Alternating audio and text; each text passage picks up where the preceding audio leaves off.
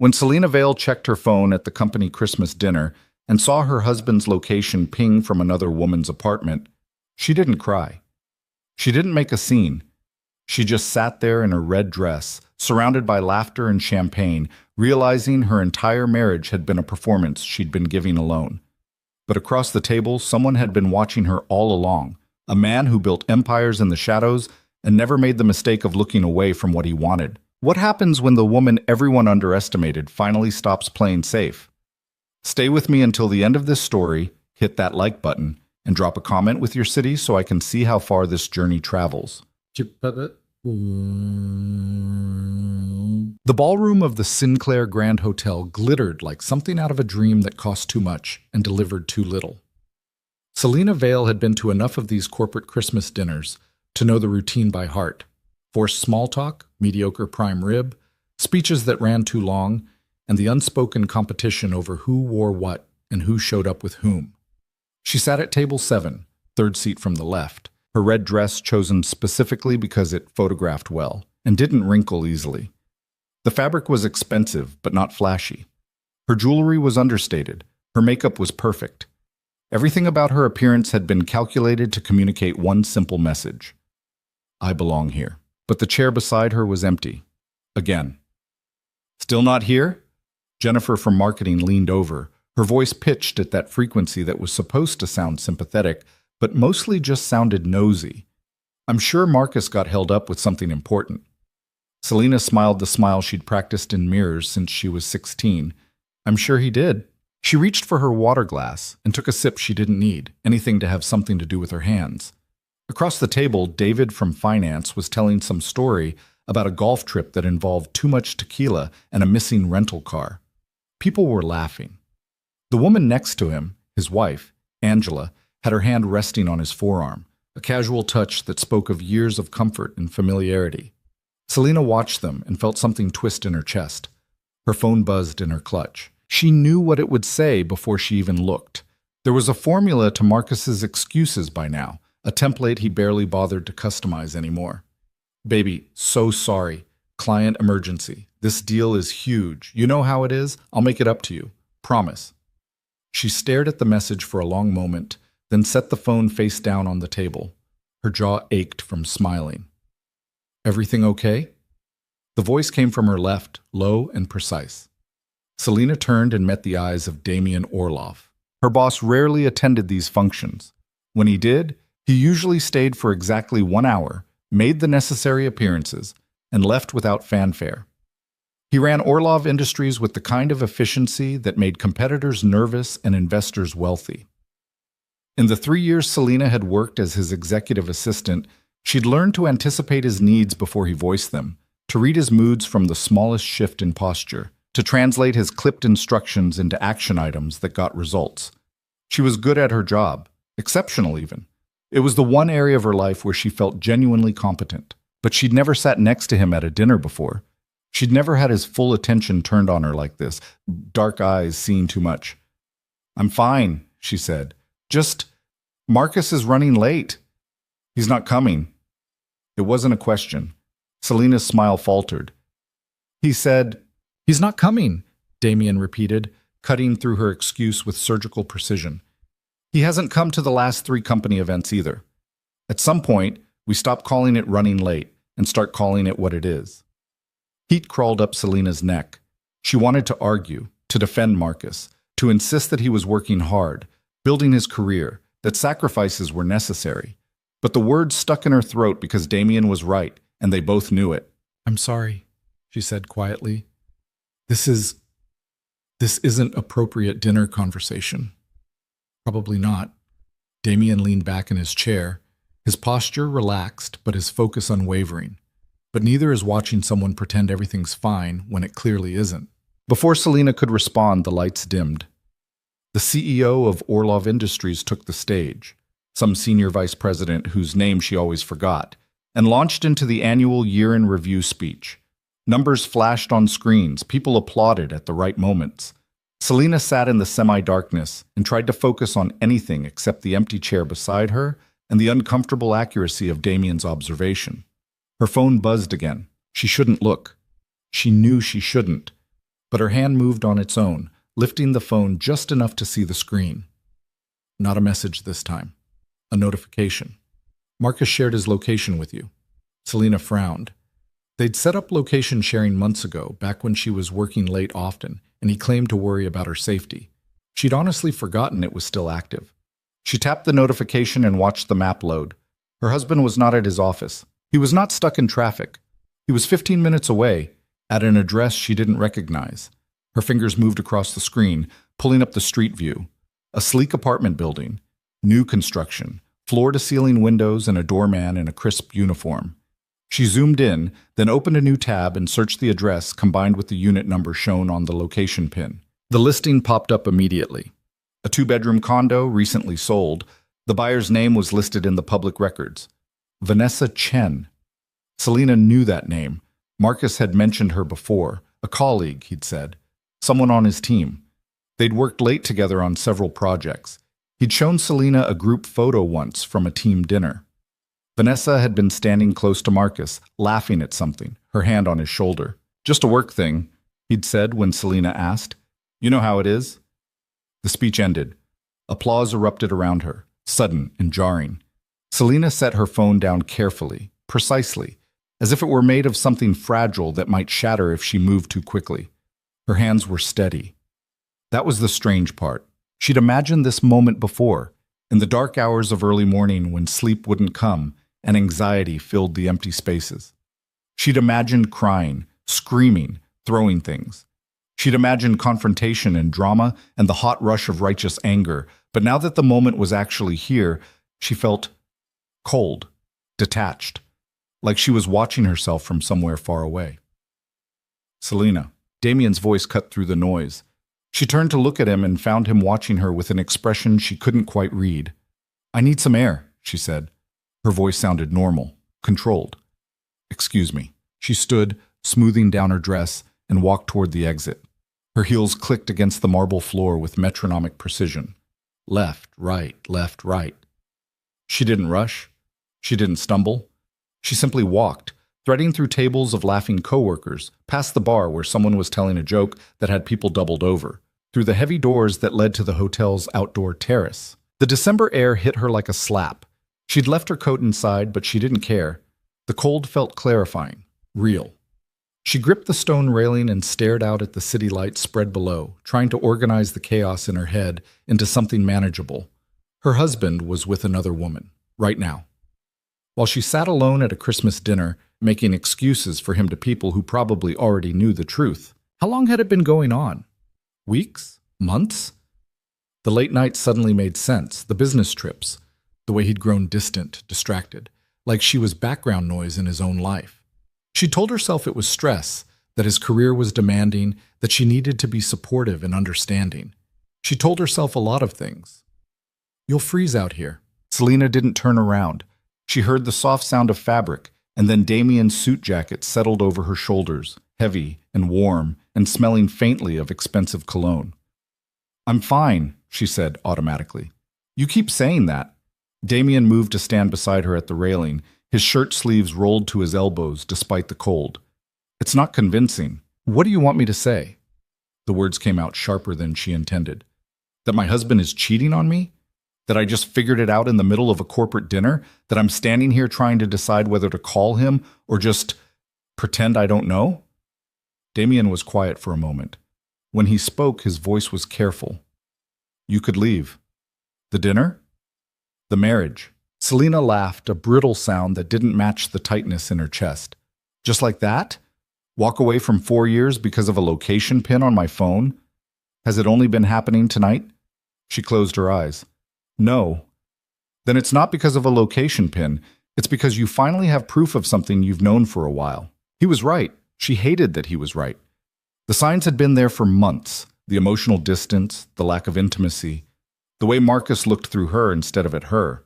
She'd just been too afraid to acknowledge what it meant. "I don't know how to do this," she admitted quietly. "You don't have to do it tonight." Damien's tone was practical, almost clinical.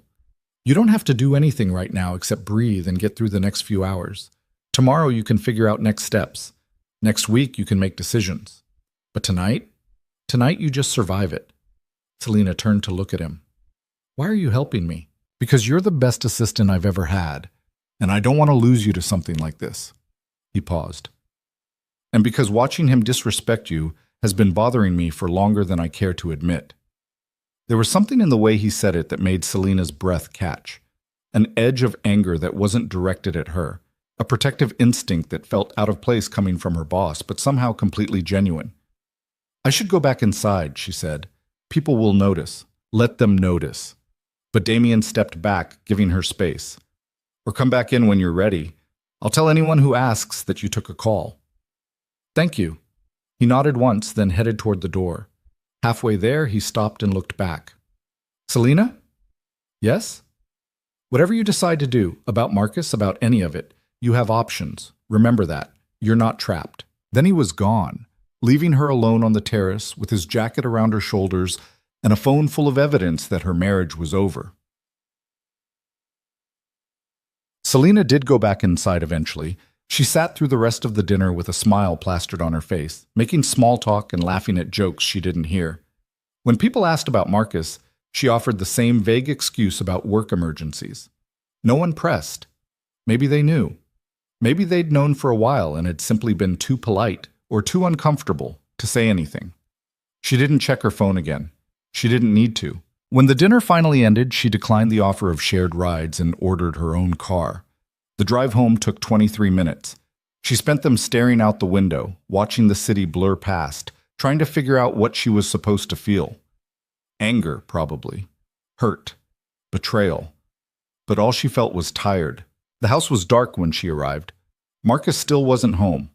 She kicked off her heels in the entryway, hung Damien's jacket carefully on the coat rack. She'd return it Monday, and walked upstairs to the bedroom they'd shared for 4 years. Everything looked the same, the king-sized bed with its gray duvet, the matching nightstands, the framed photo from their wedding day. Both of them smiling like they knew something the rest of the world didn't. Selena picked up the frame and studied her younger self. She'd been 24. So sure she'd figured it out, so convinced that Marcus was the safe choice, the right choice, the kind of man who would build a stable life with her. She'd been wrong about a lot of things. She set the frame face down on the dresser. Then she changed into pajamas, washed her face, and climbed into bed. She didn't text Marcus, didn't call. Just lay there in the dark, waiting to see if he'd bother coming home at all. He didn't. Somewhere around 2 in the morning, her phone buzzed with a message. Staying at the office tonight, don't wait up. Selena stared at the words until they blurred together. Then she deleted the message, set her phone on the nightstand, and closed her eyes. She didn't cry. She'd save that for later. Itamt. Monday morning arrived with the kind of gray, listless weather that matched Selena's mood. She dressed carefully, navy suit, white blouse, sensible heels, and drove to Orloff Industries with the radio off and her thoughts locked down tight. She had work to do, reports to file, meetings to schedule, a professional reputation to maintain. She could fall apart on her own time. Damien's office was on the 42nd floor, corner suite, with windows that overlooked the entire city. Selena had her own desk just outside, a position that put her at the center of everything that mattered in the company. She arrived early, as always, and started her morning routine, coffee brewing, emails sorted, calendar reviewed. Damien arrived at 7:30, precisely on time.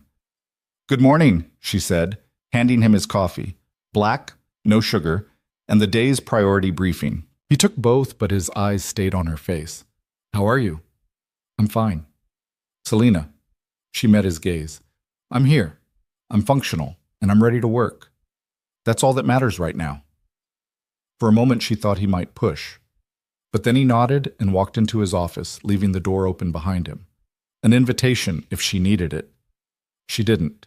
She spent the morning answering emails, coordinating a conference call with investors in Singapore, and reviewing contracts for a new acquisition.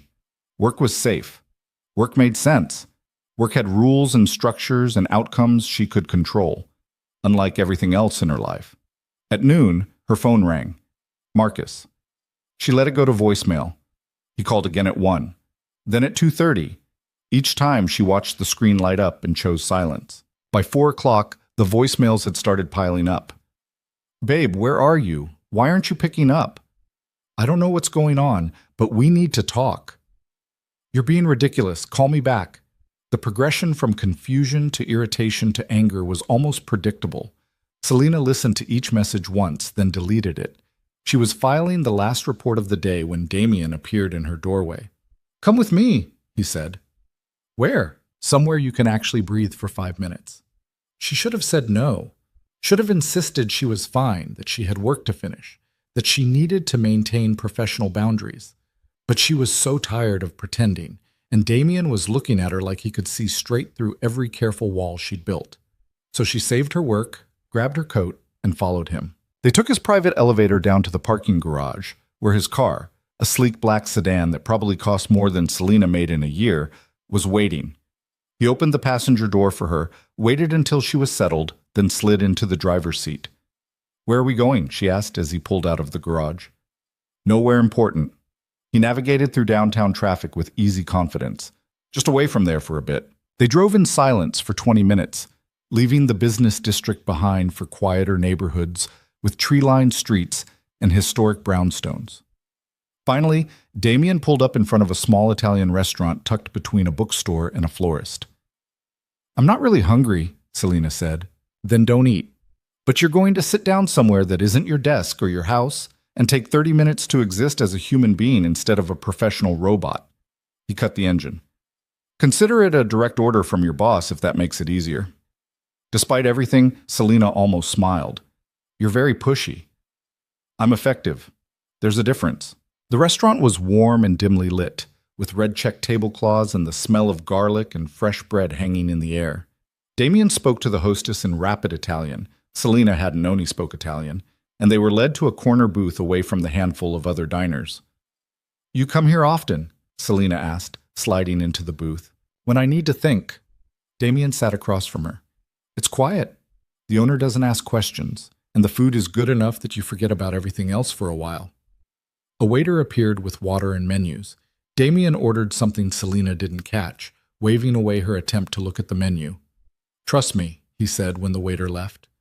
"I don't have much choice, do I?" "You always have a choice, that's the point." The food arrived faster than seemed possible. Plates of pasta, fresh bread, a simple salad. Selena picked at it half-heartedly, but Damien was right about the quality. The flavors were bright and genuine, the kind of cooking that came from actual skill rather than pretension. "Have you talked to him?" Damien asked after a while. Selena shook her head. "He's been calling. I haven't answered." "What are you going to do?" "I don't know." She set down her fork. "I keep thinking I should feel more. Angrier, more hurt, something. But mostly I just feel numb. That's shock. It'll wear off. And then what? Then you'll be angry and hurt, and you'll have to decide what to do with all of that." Selena looked up at him. "You sound like you've been through this before." "Not personally." Damien's expression was carefully neutral. "But I've watched enough people navigate betrayal to know how it works. The question is what kind of person you want to be on the other side of it." "What do you mean?" "Some people let it break them. They shrink. They start questioning everything about themselves, wondering what they did wrong, how they could have prevented it. They give the person who hurt them all the power." He paused. "Other people use it as fuel. They take the anger and the hurt, and they build something better. They come out stronger." "Which kind are you?" "The second kind. Always."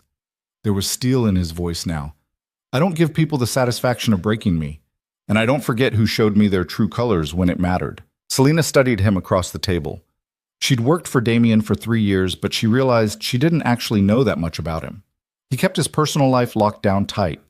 No wife, no girlfriend that anyone knew about, no social media presence, just work and the kind of ruthless competence that made Orlov Industries one of the most successful companies in the city.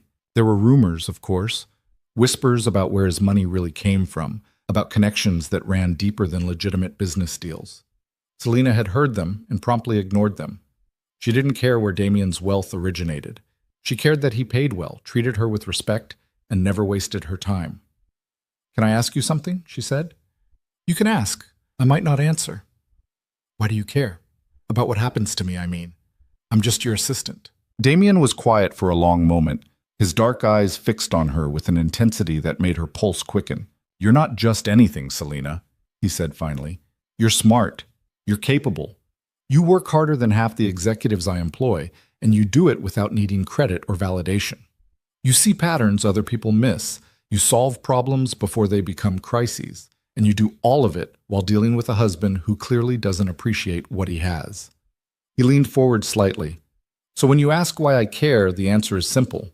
Because I notice things. I notice when someone valuable is being wasted, and I don't like waste.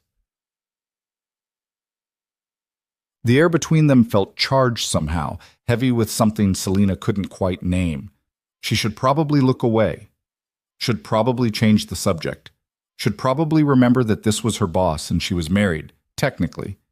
And there were lines that shouldn't be crossed. But she didn't look away. I don't know what I'm doing, she admitted quietly. You're surviving. That's enough for today. Damien sat back. Tomorrow you can start planning. Next week you can start executing. But today? Today you're just a woman having dinner with someone who gives a damn whether she drowns or swims. That's it. Selina felt something crack inside her chest. Not breaking, just opening, like a door she'd kept locked for too long finally giving way. Thank you, she said. Don't thank me yet. Damien's smile was slight but genuine. You haven't seen my plan. Your plan? For getting you out of this mess intact. But we'll talk about that later. For now, just eat. You look like you haven't had a real meal in days. He wasn't wrong. Selina picked up her fork and actually tasted the food this time, let herself exist in the moment without planning or worrying or trying to control every variable. It felt strange, uncomfortable, but also somehow like relief. They stayed at the restaurant for another hour, talking about nothing important, books, travel, the absurdity of corporate holiday parties. Damien had opinions on everything, delivered with the kind of dry wit that caught Selina off guard and made her laugh despite herself. It was the first time she'd laughed in weeks. When they finally left, the sun had set and the temperature had dropped. Damien drove her back to the office parking garage where her car was waiting. Are you going to be okay tonight? He asked before she got out. I'll manage. If you need anything, he pulled a business card from his pocket and scribbled something on the back. That's my personal number, not the office line. If Marcus shows up and things get complicated, or if you just need to talk to someone who isn't invested in pretending everything's fine, call me. Selina took the card, her fingers brushing his for just a moment. Why are you really doing this? Damien held her gaze. Because someone should, and because I'm tired of watching good people settle for less than they deserve. There was more he wasn't saying. Selina could feel it in the weight of his words, the careful distance he maintained even while offering help. But she didn't push. Not tonight. Good night, Damien. Good night, Selina. She drove home slowly, taking the long route, delaying the inevitable. The house was lit up when she arrived, every window glowing, Marcus's car in the driveway. He was home. Selina sat in her car for a full minute, staring at the house she'd thought would be her forever home, trying to summon the courage to walk through the door and face whatever came next. Finally, she got out. Marcus met her in the entryway, still wearing his work clothes, his expression somewhere between angry and worried. Where the hell have you been? He demanded. I've been calling you all day. I was working. Selina set her purse on the entry table. Then I had dinner. With who? Does it matter? Yes, it matters. You've been ignoring my calls, disappearing for hours. Like you disappeared on Friday night? The words came out calm and cold. When you were supposed to be at the company dinner with me, but were actually at Vanessa Chen's apartment. Marcus went very still. What are you talking about? I know, Marcus. Selina met his eyes. Your location sharing is still on. I saw exactly where you were. I looked up the address. I know who lives there, so please don't insult me by pretending you don't understand. For a moment, he just stared at her. Then his face shifted, running through several expressions before landing on defensive anger. So what, you're spying on me now? Tracking my location like some kind of psycho? You shared it with me, remember? For safety, you said. That was for emergencies, not for you to... How long? Selina interrupted. How long have you been sleeping with her? I'm not... He stopped, started again. It's not what you think. Then what is it? Marcus ran a hand through his hair, a gesture she'd seen 1,000 times when he was stressed or trying to think his way out of something. It's complicated. Then uncomplicate it. Vanessa and I, we work together. We've been spending a lot of time together. Things just happened. Things just happened. Selena repeated the words slowly, tasting the inadequacy of them. Is that really the best you can do? I don't know what you want me to say. I want you to tell me the truth. Her voice rose for the first time. I want you to stop making excuses and just admit that you've been lying to me for months, that you've been building a whole separate life with another woman while I sat at home pretending everything was fine. I want you to at least respect me enough to be honest. Fine. You want honesty? Marcus's jaw tightened. I care about her. I've cared about her for a while. And yes, I should have told you sooner, but I didn't know how. I didn't want to hurt you. So you just kept lying instead. I was trying to figure things out. No. Selena shook her head. You were trying to have it both ways. You wanted her and the life she offered while keeping me as... what? Backup? The safe option? It's not like that. Then what is it like, Marcus? Explain it to me. Make it make sense. He couldn't. She could see it in his face, the realization that there was no good explanation, no way to frame this that didn't make him the villain. I think I should stay somewhere else tonight, he said finally. Actually, I think you should stay somewhere else permanently. Selena's voice was steady now, certain. I want a divorce. The word hung in the air between them, solid and final. Selena, I'm not interested in fighting about this. I'm not interested in hearing why it wasn't your fault or how we can work through it. I'm just done. She pulled off her wedding ring and set it on the entry table next to her purse. You can have your lawyer contact mine. I'll sleep in the guest room tonight. Tomorrow I'll start looking for my own place. You're being rash. No, I'm being clear. There's a difference. Marcus stared at her like he was seeing someone he didn't recognize. Maybe he was. Maybe Selena didn't recognize herself either. This woman who could stand here and calmly dismantle 4 years of marriage without crying or begging or trying to negotiate. But Damien was right. She had choices. And she was choosing herself. Fine, Marcus said after a long moment. If that's what you want, it's what I need. He grabbed his keys and his coat, paused at the door. I really didn't mean to hurt you. But you did it anyway. That's what matters. Then he was gone, and Selena was alone in the house that no longer felt like home. She should have felt devastated, should have collapsed on the floor and sobbed, should have questioned everything. Instead, she walked upstairs, changed into comfortable clothes, and called Damien's personal number. He answered on the second ring. Selena? I told him I want a divorce, she said without preamble. How do you feel? I don't know yet. Ask me tomorrow. Fair enough. She could hear the faint sound of traffic in the background, like he was driving somewhere. Do you need anything tonight? No, I just wanted to tell someone who wouldn't try to talk me out of it. I wouldn't dream of it. There was approval in his voice. You made the right choice. How do you know? Because you're still standing, that's how I know. Selena smiled, despite everything. I should let you go. I'm sure you have better things to do than field calls from your assistant's personal drama. Actually, this is the most interesting thing that's happened all day. But yes, get some sleep. Tomorrow we'll start planning your next move. Damien? Yes? Thank you for not treating me like I'm broken. You're not broken, Selena. You're just finally seeing clearly. There's a difference. After they hung up, Selena stood in her bedroom, soon to be former bedroom, and looked around at the life she was about to leave behind. The safe life. The expected life. The one that looked good on paper but felt empty in practice.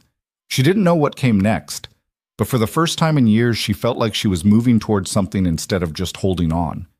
And that was enough. The guest room mattress was harder than Selena remembered. She lay there in the dark, staring at the ceiling and listening to the house settle around her. Every creak and groan felt amplified in the silence. She'd lived here for 3 years, but tonight it felt like sleeping in a stranger's home.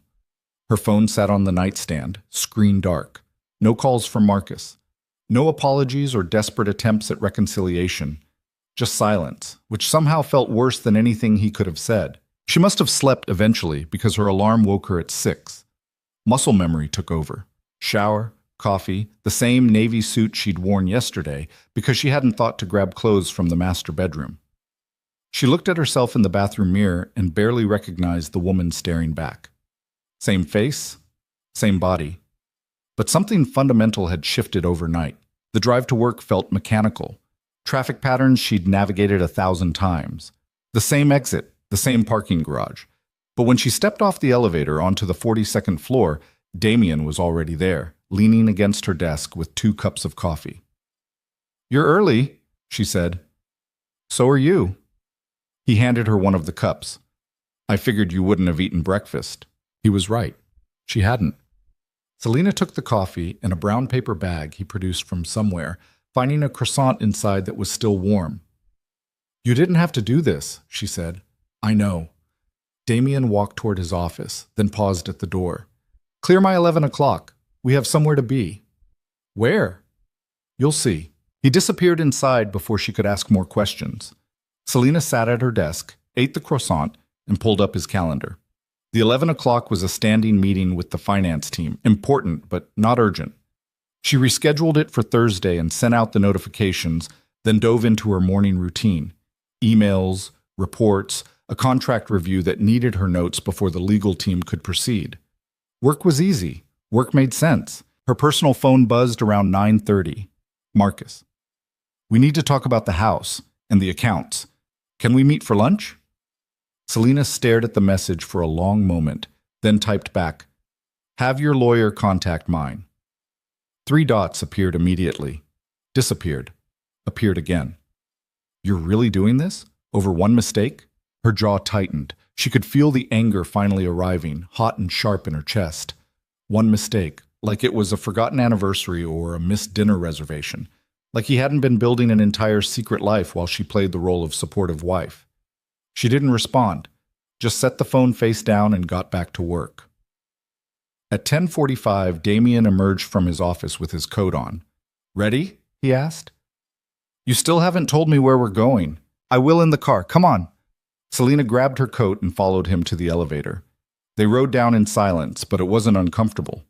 Damien had a way of making silence feel intentional rather than awkward, like he was giving her space to exist without demanding conversation. His car was waiting in its usual spot.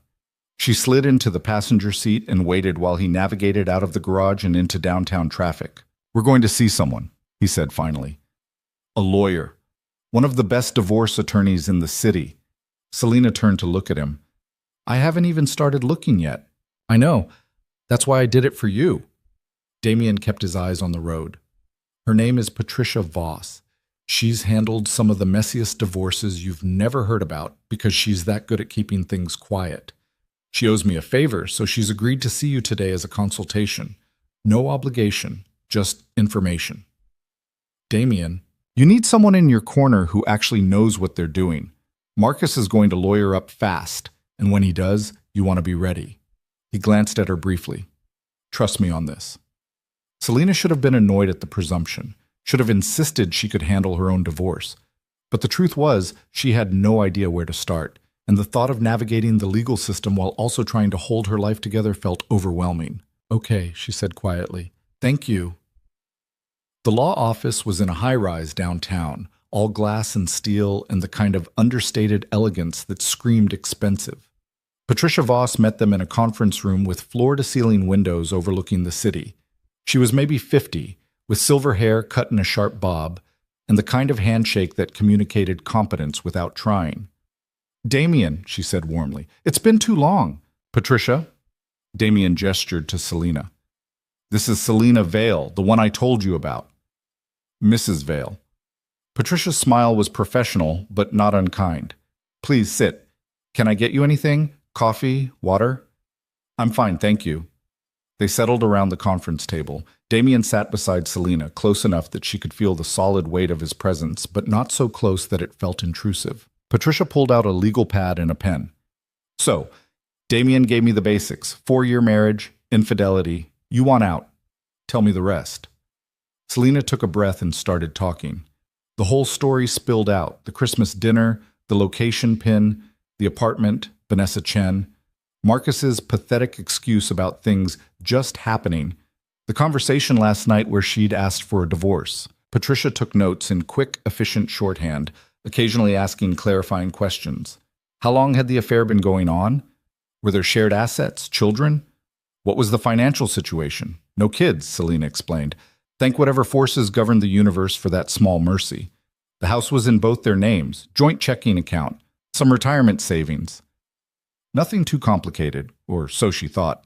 It's never as simple as it looks on paper, Patricia said when Selena finished, especially if your husband decides to fight. Does he have reason to think he can contest the divorce? What do you mean?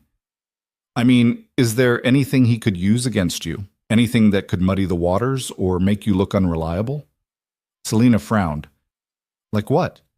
Affairs of your own, financial impropriety, anything that could be twisted into a narrative where you're not the victim. No, nothing like that. I've been, she almost said faithful, but the word stuck in her throat. I've been exactly what I was supposed to be. The perfect wife, the supportive partner. Until Friday night, I thought we were fine. Patricia nodded slowly. That works in your favor. Clean record, clear infidelity on his part.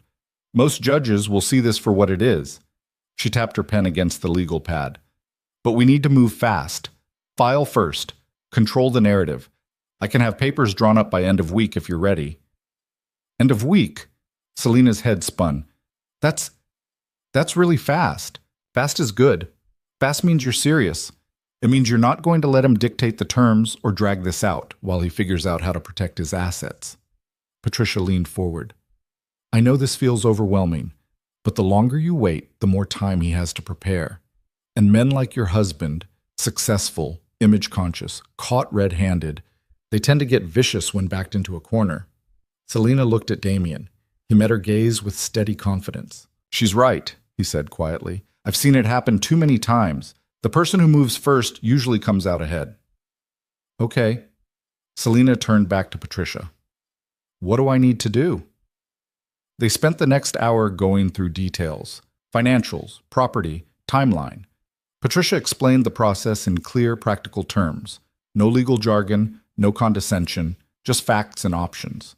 By the time they finished, Selena's head was full of terms like equitable distribution and marital assets and discovery.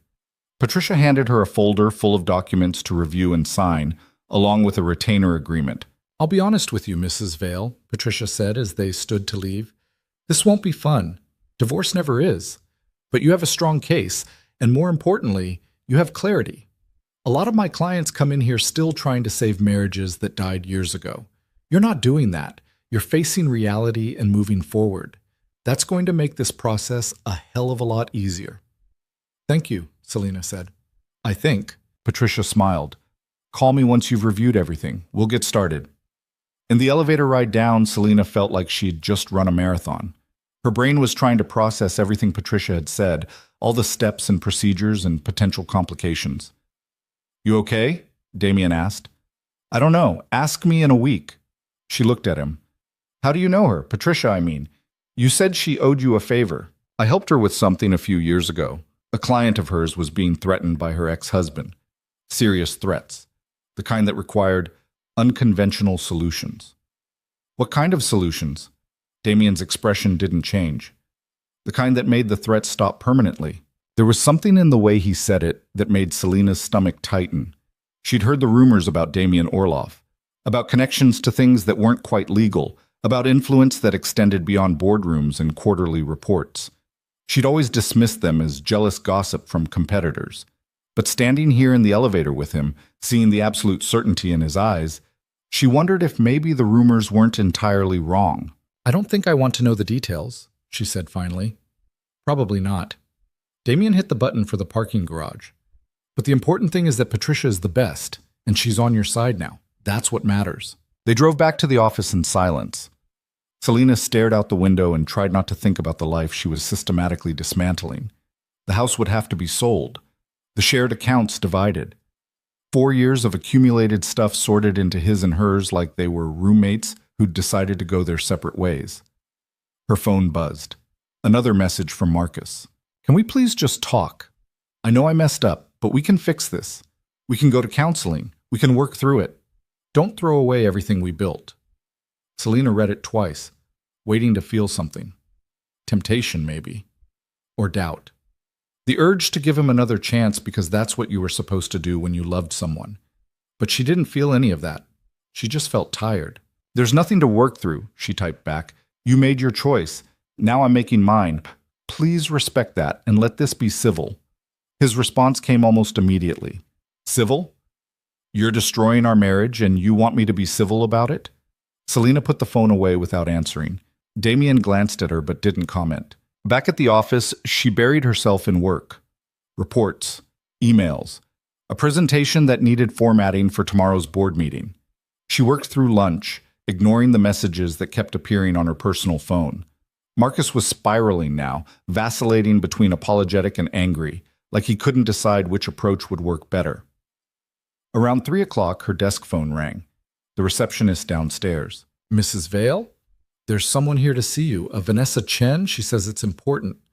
Selena's grip tightened on the phone. "Tell her I'm not available." "I tried. She's being insistent." Of course she was. Selena closed her eyes and counted to 5. "I'll be right down." She stood, smoothed down her skirt, and walked to Damien's office. He was on a call, but he looked up when she appeared in the doorway. She mouthed 5 minutes and he nodded, already ending the call. "What's wrong?" he asked as soon as he hung up. "Marcus's mistress is downstairs demanding to see me." Damien's expression went very cold. "Do you want me to handle it?" "No, I need to do this myself." Selena straightened her shoulders. "But maybe, could you just be there, in case it gets complicated?" "Of course." They took the elevator down together. Selena could feel her heart pounding, but her hands were steady.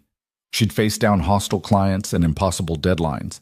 She could handle one woman who'd helped wreck her marriage. Vanessa Chen was waiting in the lobby, dressed in expensive business casual and looking nervous.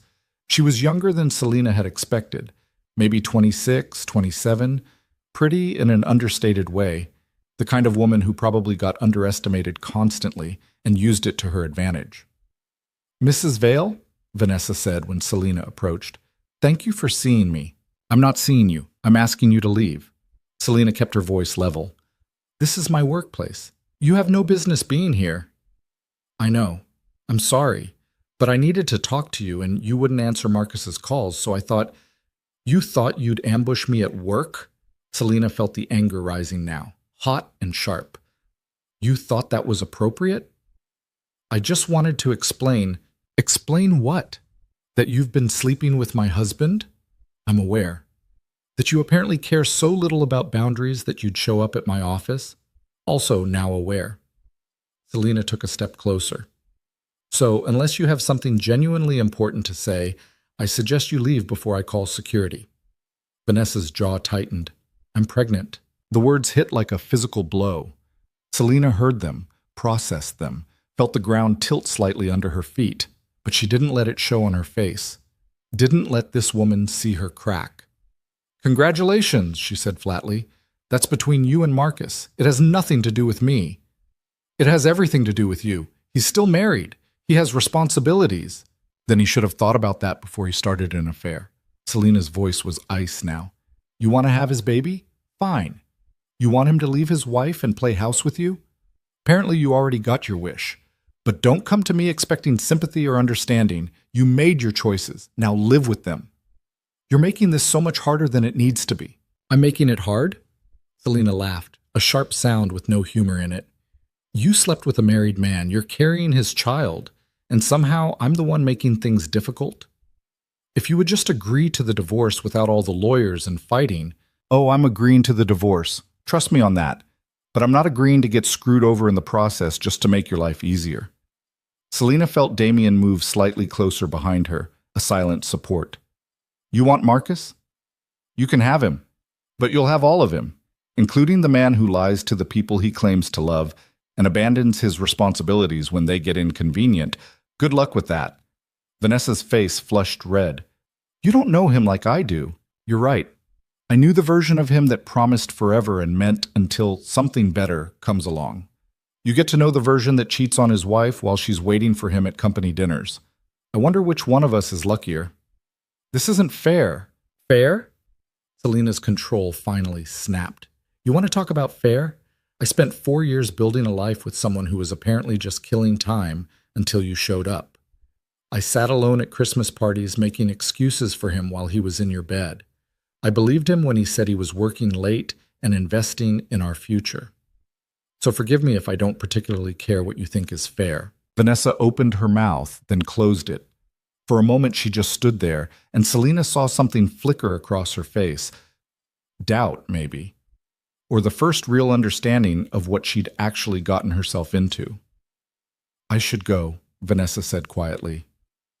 Yes, you should. Vanessa turned toward the door, then looked back. For what it's worth, I'm sorry. I know that doesn't mean much, but I am. You're right, Selena said. It doesn't mean much. Then Vanessa was gone, disappearing through the revolving doors and into the afternoon traffic. Selena stood there in the lobby, breathing carefully, waiting for the adrenaline to fade. Well handled, Damien said softly. Selena turned to look at him. I almost lost it. But you didn't. You stayed controlled, professional.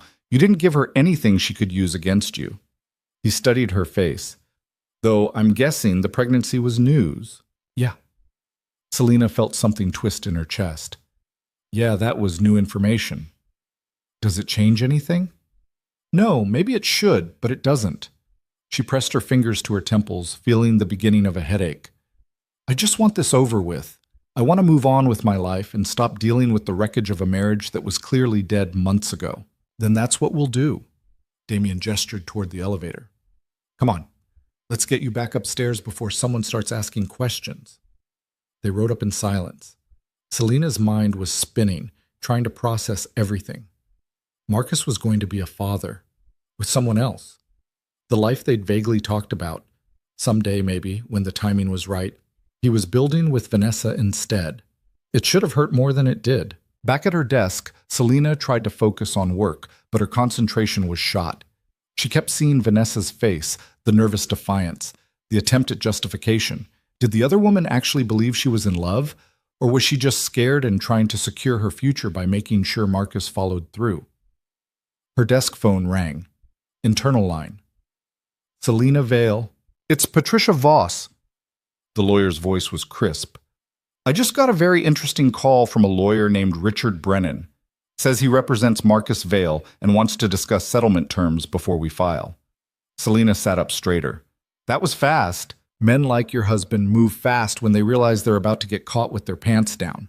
Literally. Patricia sounded almost amused. He's proposing a 60-40 split on assets in his favor, claiming he contributed more financially to the marriage. No alimony for either party. Clean break. 60-40? He gets 60%? That's what he's asking for, which tells me two things. One, he thinks you're too scared or too nice to fight. And two, he's probably hiding assets somewhere that he doesn't want exposed in discovery. Selena felt her jaw tighten. What do you recommend? I recommend we file first thing tomorrow morning before he has time to move anything else around. Then we counter with 70-30 in your favor plus alimony for 2 years while you get established. He'll scream, his lawyer will threaten, and then we'll negotiate down to something actually fair. Do it. You sure? Once we file, there's no going back. This becomes real and public and potentially ugly. Selena thought about Marcus's messages, about Vanessa showing up at her workplace, about 4 years of being the supportive wife while he built an exit plan with someone else. I'm sure, she said. File the papers. Excellent. I'll have them ready by morning. And Selena, prepare yourself. When he realizes you're serious, he's going to fight back. Men like Marcus don't like losing control. After she hung up, Selena sat at her desk and stared at nothing. Tomorrow her marriage would officially be over. Not emotionally, that had ended on Friday night, but legally, publicly, in a way that couldn't be undone. You need to get out of here. Damien appeared beside her desk, already holding his coat. Come on. I have work. The work will still be here tomorrow. Right now you need food and a drink and somewhere that isn't this building. He waited. That's not a suggestion. Selena wanted to argue, but she was too tired. She grabbed her coat and followed him back to the parking garage, back to his car, back to the Italian restaurant where they'd been the day before. The same corner booth, the same warm lighting. But tonight, Damien ordered wine instead of just water, and when it arrived, he poured her a glass without asking. "To freedom," he said, raising his own glass. Selena clinked her glass against his. "To surviving the process of getting there." The wine was good, better than good. She could taste the expense in every sip. They ordered food, though Selena barely touched hers. Her mind kept circling back to Patricia's warning. "Prepare yourself. He's going to fight back." "What did she mean?" Selena asked suddenly. "Patricia. She said Marcus would fight back when he realized I was serious. What does that look like?" Damien set down his fork. "It means he'll try to control the narrative. Make himself look like the victim. Maybe claim you were emotionally distant or neglectful. Maybe suggest the affair was a symptom of problems you caused." He paused. "Or he might go harder. Try to dig up dirt on you. Make accusations that aren't true, but muddy the waters enough to improve his position." "But I haven't done anything wrong." "That won't stop him from trying." Damien's expression was serious. "I've seen this pattern before. People don't like being exposed. When they are, they lash out. And your husband strikes me as the type who's very invested in his image." Selena thought about Marcus's messages, the progression from apologetic to angry, the way he tried to frame one affair as one mistake. The attempt at 60-40 asset split like he deserved more. "I didn't cheat on him," she said quietly. "I didn't do anything except try to be a good wife." How does he spin that into me being the problem?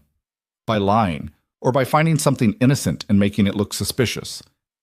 Damien hesitated. "Have you been anywhere or done anything lately that could be misinterpreted?" "Like what?" "Like having dinner with your boss 2 nights in a row." The words hung in the air between them. Selena felt her stomach drop. "We're not... This isn't... I know that. You know that.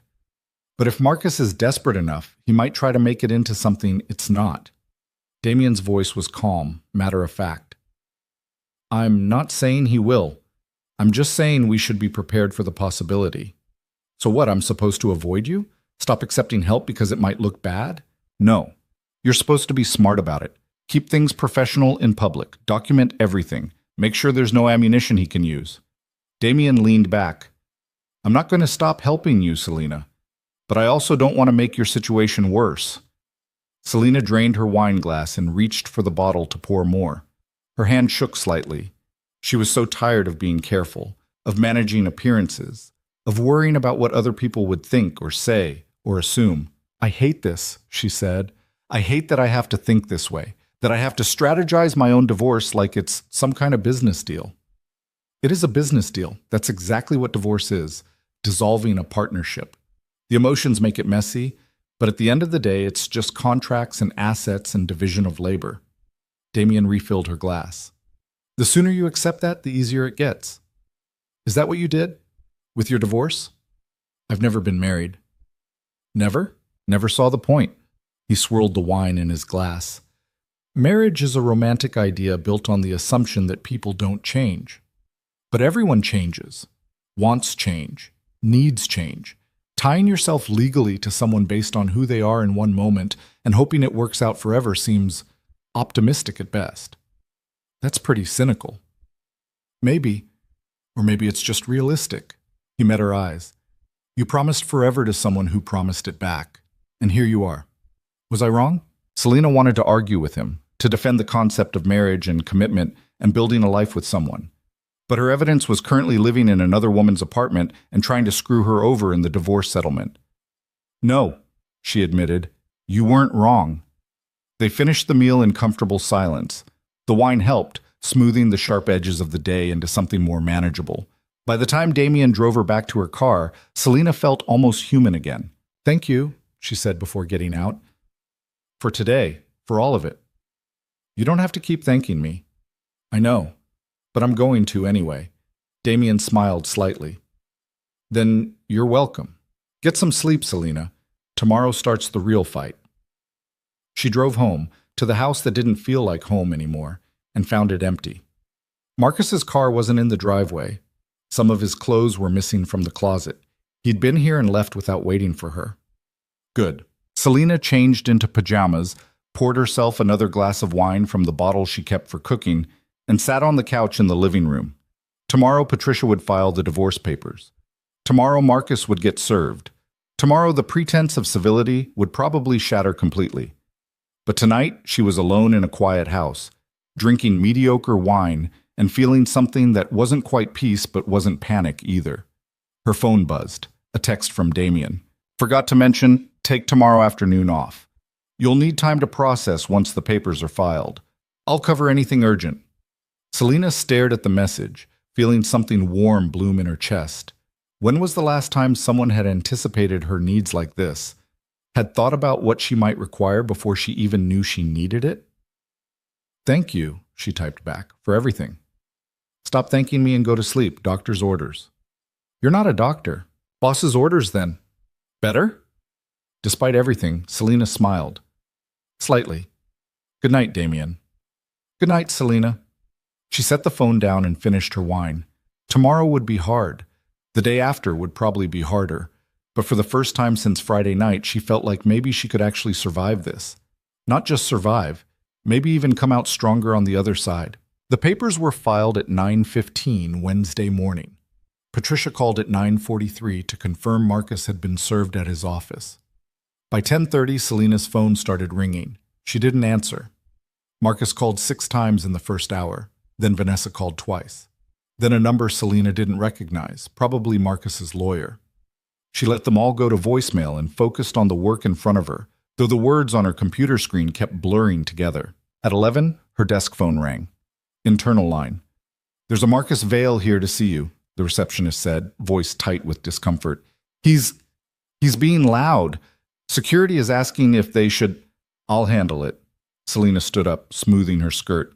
Tell security to escort him to the lobby. I'll be right down. She walked to Damien's office. He was in a video conference, but he looked up when she appeared. She held up her phone, showing Marcus's name on the screen with 17 missed calls. Damien's expression went cold. He muted the conference. He's downstairs, Selena said quietly. Security's with him. I'm coming with you. You don't have to... I'm coming with you. His tone left no room for argument. He unmuted the call. Gentlemen, something urgent has come up. We'll reconvene this afternoon. He ended the conference without waiting for responses. They took the elevator down together. Selena could feel her heart pounding, but her hands were steady. She'd prepared for this. Patricia had warned her it would happen. Marcus was pacing the lobby like a caged animal, a security guard standing a careful distance away. He spun around when the elevator doors opened, his face red and furious. What the hell is this? He waved papers at her, the divorce filing. You actually did it? You filed? I told you I would. Selena kept her voice level, aware of the receptionist watching, of people passing through the lobby. What did you think was going to happen? I thought you'd calm down. I thought we'd talk like adults instead of you running to lawyers and trying to take everything I've worked for. Everything you've worked for? Selena felt her control slip slightly. We've been married 4 years, Marcus. Everything we have, we built together. Bullshit. I was the one bringing in real money while you played secretary. Careful. Damien's voice cut through the lobby like ice. You're in my building, talking to my employee. I suggest you choose your next words more carefully. Marcus's eyes snapped to Damien, recognition flickering across his face. Of course you're involved in this. How long has this been going on, Selena? How long have you been fucking your boss while playing the innocent wife? The security guard moved forward, but Damien held up a hand. I'm going to give you one chance to leave on your own, Damien said, his voice dangerously quiet. After that, security will remove you. And trust me, you don't want that scene playing out where your colleagues might see it. You don't get to threaten me, Marcus spat. I know who you are, Orlov. I know what you really do. Everyone knows. So don't stand there acting like you're some kind of white knight when you're nothing but... When I'm nothing but what? Damien took a step closer. Say it. I'm curious what you think you know. Something in his expression made Marcus falter. Selena saw it, the moment her husband realized he'd miscalculated, pushed too hard against someone who didn't push back. This isn't over, Marcus said, redirecting his anger at Selena. You want to play hardball? Fine. Let's see how you like it when everyone knows what kind of woman you really are. What's that supposed to mean? Selena asked. It means I'm not going to roll over while you and your lawyer try to destroy me. You want a war? You got one. Marcus turned and headed for the door, then looked back. By the way, Vanessa's keeping the baby. We're getting married as soon as this divorce goes through. So congratulations. You get to be replaced by someone who actually appreciates what she has. The words were meant to hurt. Selena could see it in his face, the satisfaction at having landed a blow. But all she felt was a distant kind of pity. I hope you're both very happy, she said, and meant it. They deserved each other. Marcus left, the glass doors swinging shut behind him. The lobby was silent except for the ambient noise of the building. Selena could feel eyes on her, the receptionist, the security guard, a handful of employees who'd witnessed the scene. I'm sorry, she said to the guard. Thank you for handling that. No problem, Mrs. Vale. You need me to file a report? Not unless Mr. Orlov thinks it's necessary. Damien shook his head. Just make a note of the incident, time, date, what was said, in case we need it later. Back in the elevator, Selena leaned against the wall and closed her eyes. The adrenaline was starting to fade, leaving her shaky and exhausted. You okay? Damien asked. Not really, but I will be. She opened her eyes. He's going to make this ugly, isn't he? Probably, but we knew that was coming. Damien's jaw was tight. What he said about me, I don't care what he said about you. You should, because if he starts spreading rumors that we're having an affair, it could complicate things for both of us. Selena turned to look at him. Are we? Having an affair? The question hung in the air between them.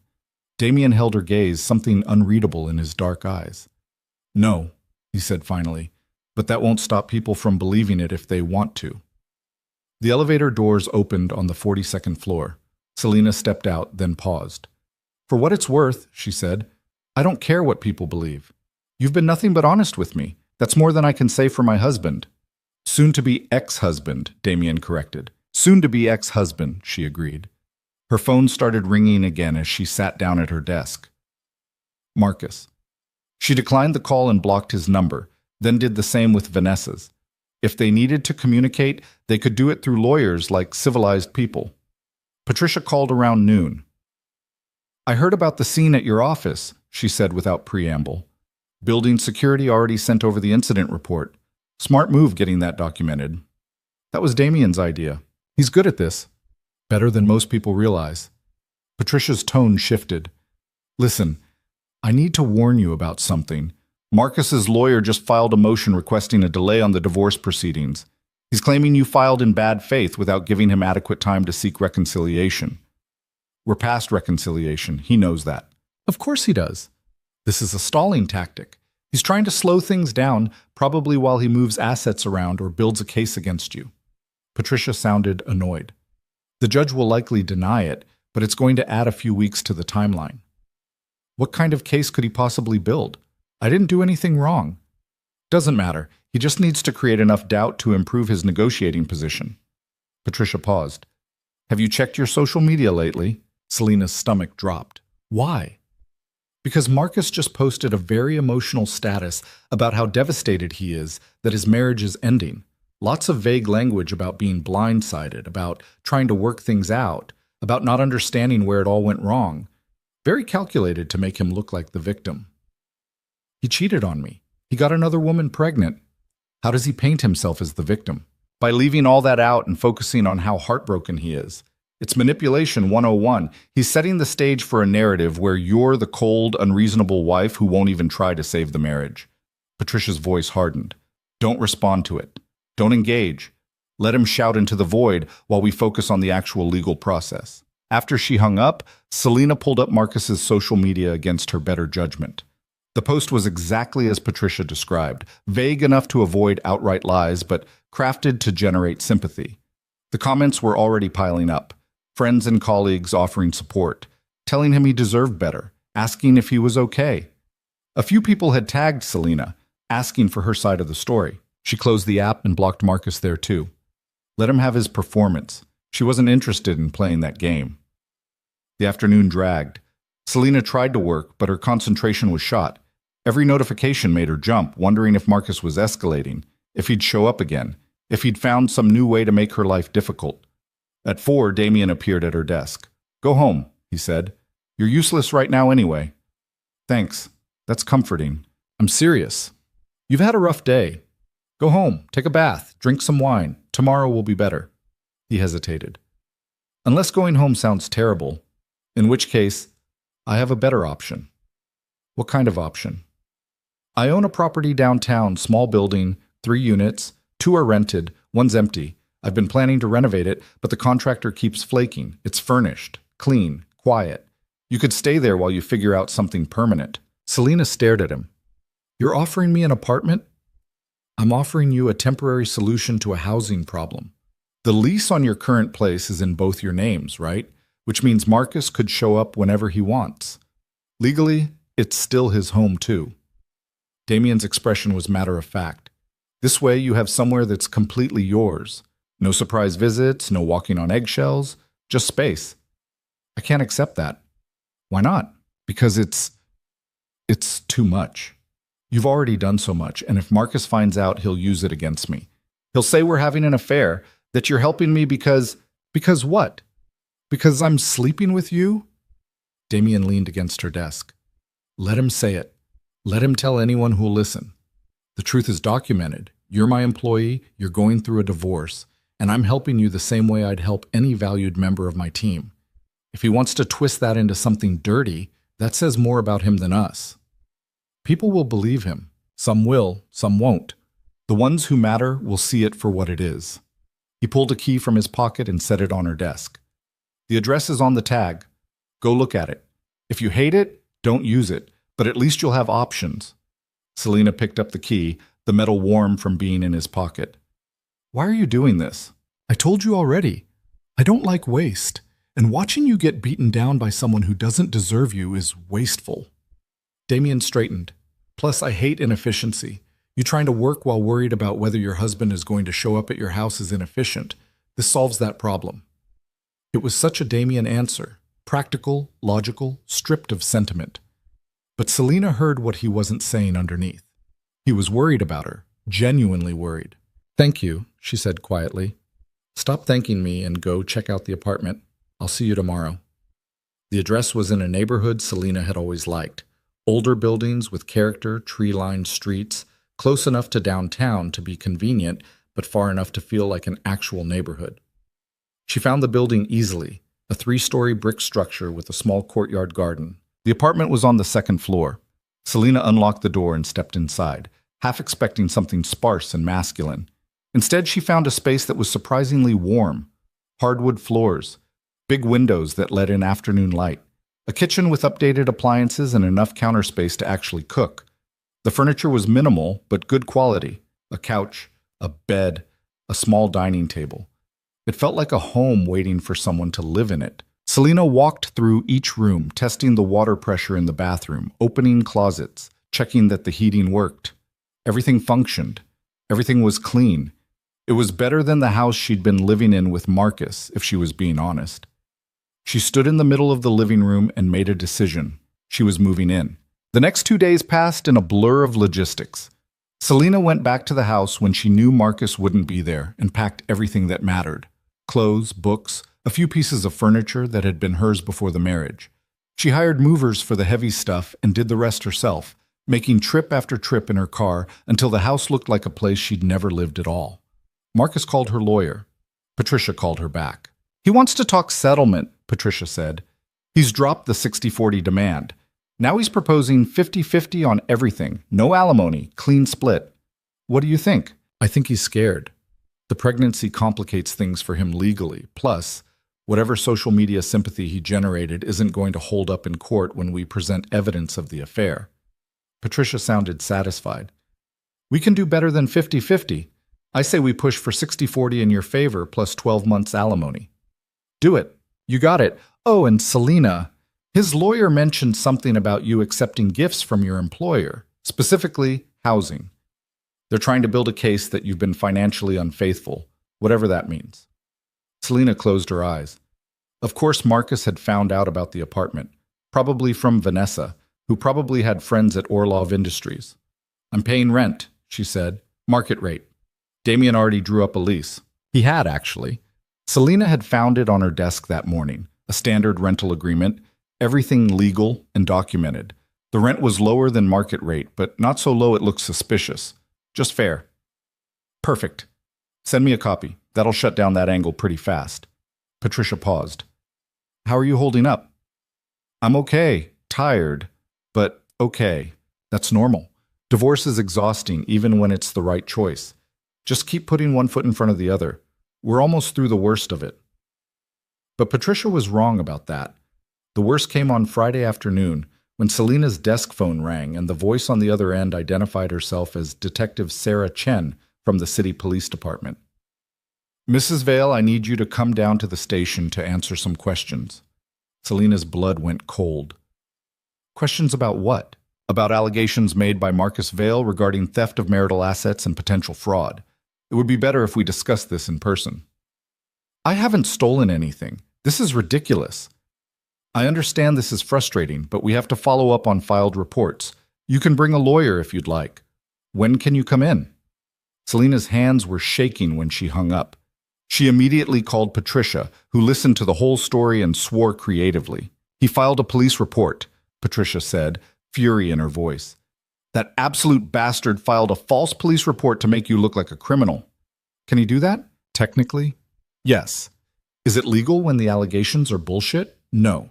But it doesn't matter because now you have to deal with it. Patricia was already typing. Selena could hear the keyboard clicking. Don't go to the station alone. I'll meet you there in an hour. Don't answer any questions without me present. Don't volunteer information. Don't try to defend yourself. Just wait for me. Selena walked to Damien's office on autopilot. He took one look at her face and stood up.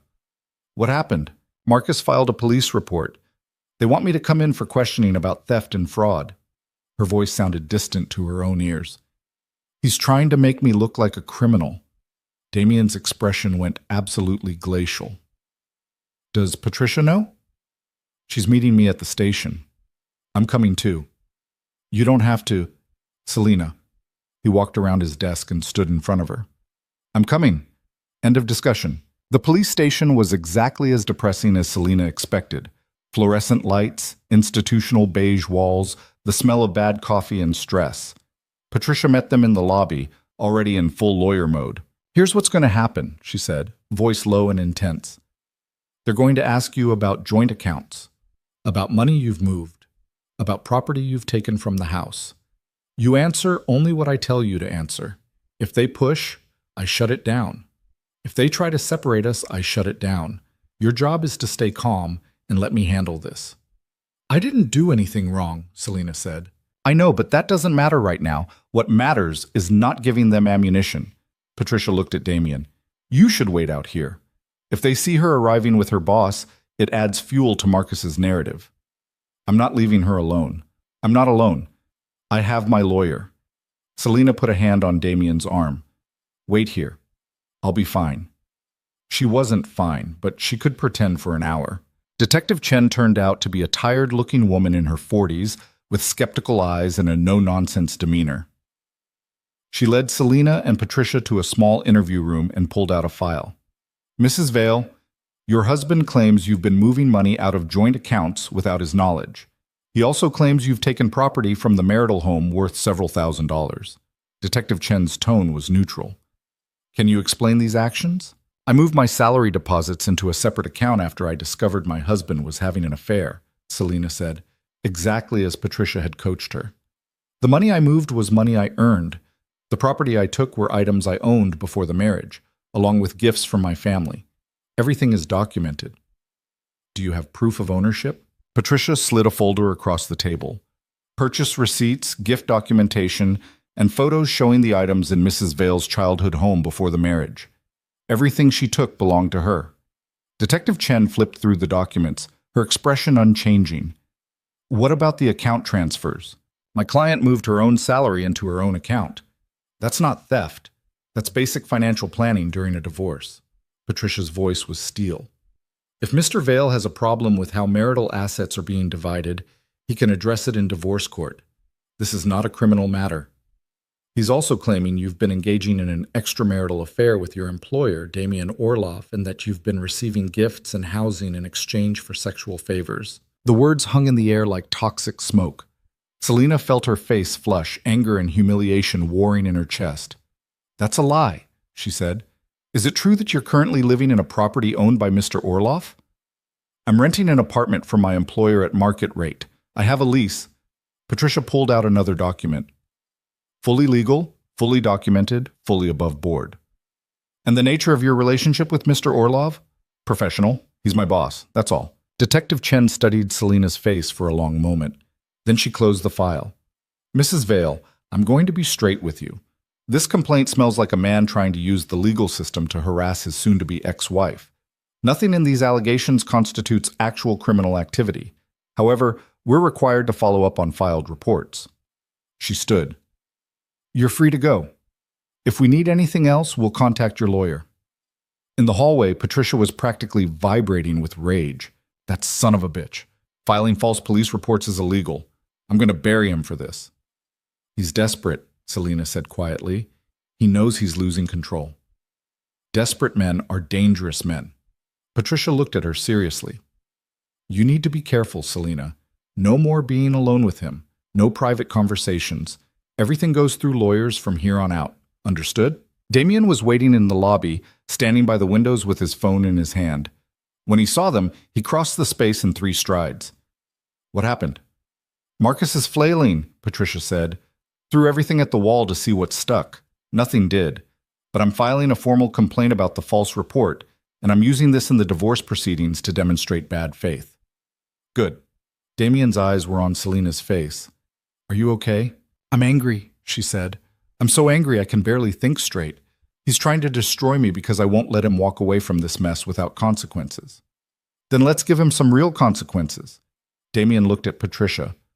What can we do? We go nuclear. Full financial discovery. Demand every bank statement, every credit card receipt, every transaction for the last 2 years.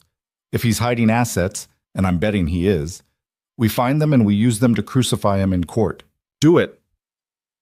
They stood in the police station lobby, the 3 of them, and Selina felt something shift. This wasn't just her divorce anymore. This was war. And she wasn't fighting alone. Over the next week, Patricia made good on her promise. The discovery requests were brutal and comprehensive. Marcus's lawyer tried to fight them, claiming they were overly broad and invasive. The judge disagreed. Within days, the evidence started appearing. A second credit card Selina hadn't known about, maxed out with charges at expensive restaurants and hotels. A savings account in Marcus's name only, containing $40,000 that should have been part of marital assets. Receipts for jewelry Selina had never received.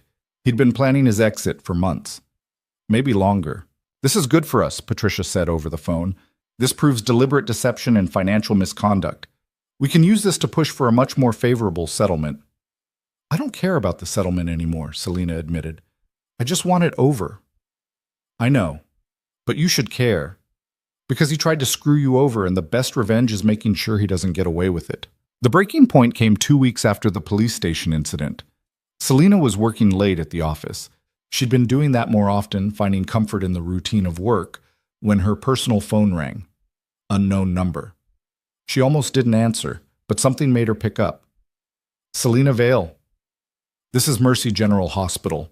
We have a Marcus Vale here who's been in an accident. You're listed as his emergency contact. Can you come in? The world tilted. Selina gripped the edge of her desk. What kind of accident? Car accident. He's stable, but we need someone to sign some forms and make some decisions about his care. I'm his wife, but we're divorcing. There should be someone else. You're the only contact we have. Can you come? Selina looked at the clock, 7:30 p.m. She should say no. Should tell them to call Vanessa or Marcus's parents or literally anyone else. But old habits died hard. I'll be there in 20 minutes. She grabbed her coat and headed for the elevator, then remembered Damien was still in his office. She knocked on his open door. He looked up from his computer. I thought you went home. Marcus was in a car accident. The hospital called. They need someone to sign forms. Damien was on his feet immediately. I'm driving you. You don't, Selina, I'm driving you. They didn't speak on the way to the hospital.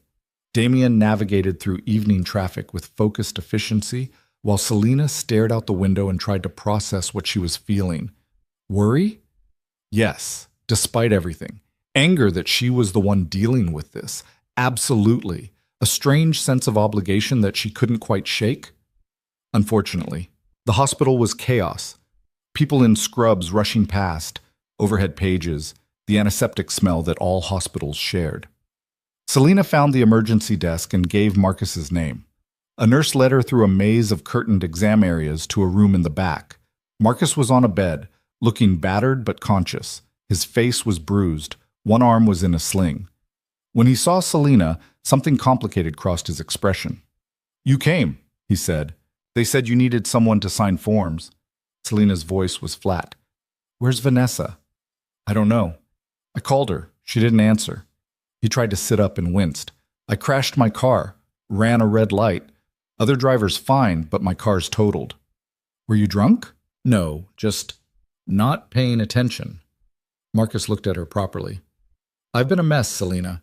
This whole thing, the divorce, the fighting, all of it. I can't sleep, can't focus. I keep replaying everything and wondering how it got this bad. You cheated on me. You got another woman pregnant. You filed a false police report. That's how it got this bad." I know I did this. But I never meant for it to go this far. I never wanted to hurt you this badly." His voice cracked. Can we talk? Like actual human beings instead of through lawyers?" Selena wanted to say no. Wanted to walk out and let him figure out his own mess. But he looked genuinely broken. And part of her, the part that had loved him once, couldn't just abandon him completely. "Fine," she said. "Talk. I'm sorry. For all of it. The affair, the lies, everything I've put you through these past few weeks. You deserve better than what I gave you." Marcus closed his eyes. "I don't even know why I did it. Vanessa was just there, available. And things with us had been distant for so long, and I convinced myself it didn't matter, that you wouldn't care." "Of course I cared," Selena interrupted. "I was your wife. I know that now. But in the moment, I got lost. And now I'm here, alone in a hospital, and the person who showed up is the person I destroyed. That's pretty pathetic, isn't it?" "Yeah, it is." Marcus opened his eyes. "Do you think we could try again? Start over? Go to counseling? Work through this properly?" And there it was. The question Selena had been dreading. Part of her had known it was coming. The desperate plea for a second chance.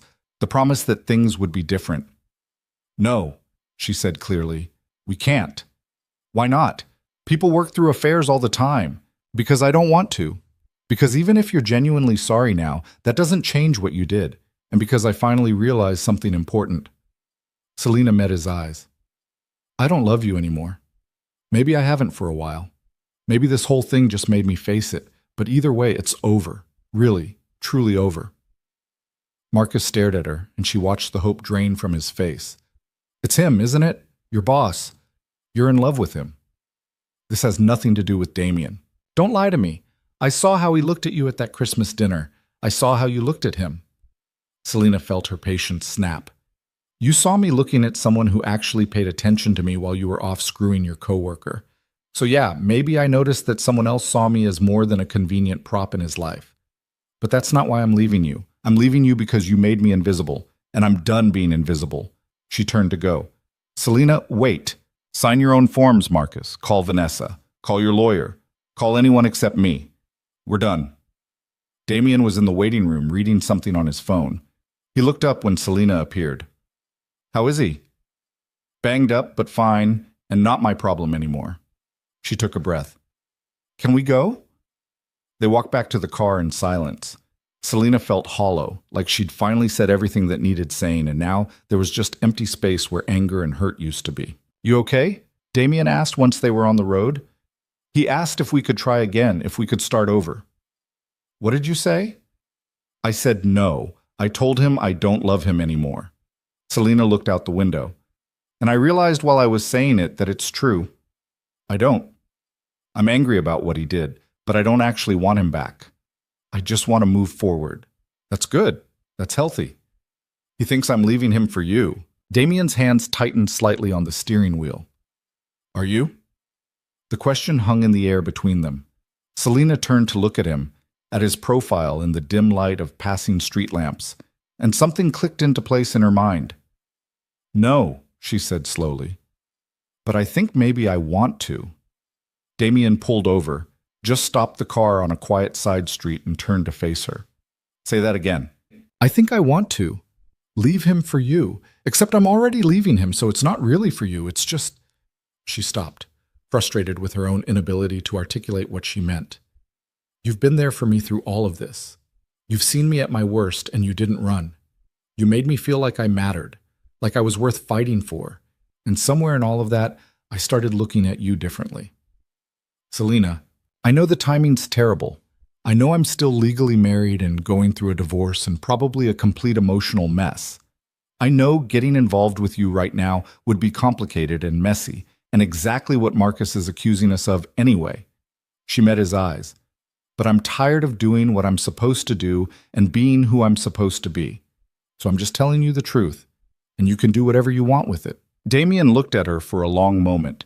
Then he reached out and cupped her face in his hand, thumb brushing across her cheekbone.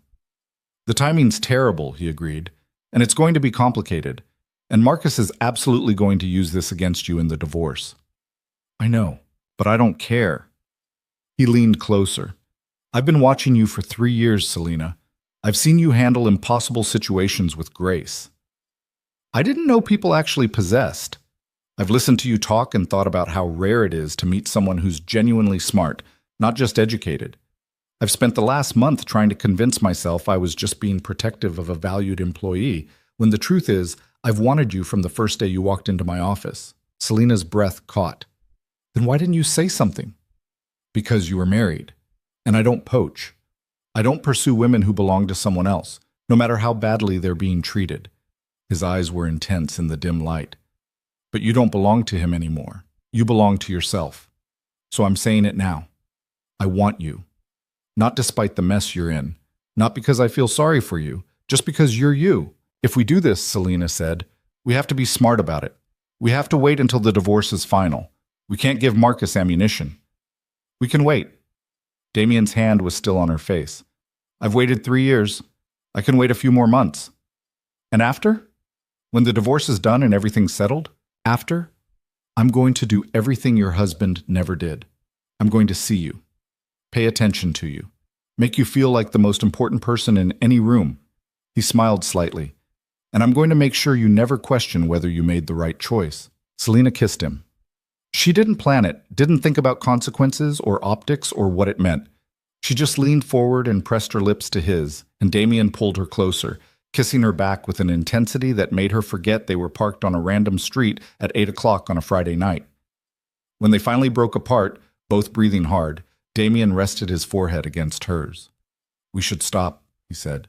Probably. Marcus is right about one thing. The way I look at you, it's not professional. The way I look at you isn't either. Then we have a problem. Or, Selena said, we have something worth waiting for. Damien kissed her again, softer this time. Then he pulled back and put the car in drive. I'm taking you home, he said. Your home. And then I'm going to my home. And we're going to wait until this divorce is final and everything is legal and above board. And then I'm going to take you to dinner somewhere expensive and show you what it's like to be with someone who actually deserves you. Selena smiled despite everything. I'm going to hold you to that. Good. He drove her back to the apartment, walked her to her door like a gentleman from another era, and kissed her one more time before leaving. Selena stood in her quiet apartment and touched her lips, still feeling the pressure of his mouth on hers. The divorce wasn't over. The legal battle would probably drag on for weeks more. Marcus would likely escalate again when he realized she wasn't coming back. But for the first time since this whole nightmare started, Selena felt like she was building towards something instead of just surviving the wreckage of what she'd lost. And that made all the difference. The weekend after this hospital felt suspended in time. Selena spent Saturday cleaning her apartment with manic energy, scrubbing surfaces that were already clean, reorganizing closets that didn't need organizing, anything to keep her hands busy and her mind from replaying that kiss in Damien's car over and over. Sunday she tried to read, gave up after 3 pages, and ended up staring at her phone. No messages from Marcus. No missed calls. The silence should have been a relief, but instead it felt ominous, like the calm before something worse. Monday morning arrived with gray skies and the promise of rain. Selena dressed carefully, charcoal suit, cream blouse, her good heels, armor for whatever the week would bring. She made coffee, checked her email, and drove to work with the radio playing songs she didn't hear. The office felt different when she stepped off the elevator. People were clustered in small groups, talking in low voices that stopped when they saw her. Jennifer from marketing quickly looked away. David from finance pretended to be fascinated by his phone. Even the receptionist wouldn't meet her eyes. Selena felt her stomach drop. Something had happened, something bad. She walked to her desk and found Patricia Voss already there, standing next to Damien's office door with an expression that could cut glass. "We need to talk," Patricia said without preamble. "Conference room, now." Damien emerged from his office, his face carefully blank. That scared Selena more than anything else. Damien was never blank. He was controlled, composed, calculated, but never blank. They filed into the nearest conference room. Patricia closed the door and pulled out her tablet. "Marcus went to the media," she said flatly. "Or rather, he went to a blogger. One of those gossip sites that specializes in business scandals and wealthy families. The article went live an hour ago." She turned the tablet so Selena could see. The headline made her vision blur. "MafiaBoss and the Secretary Inside the Affair That Destroyed a Marriage."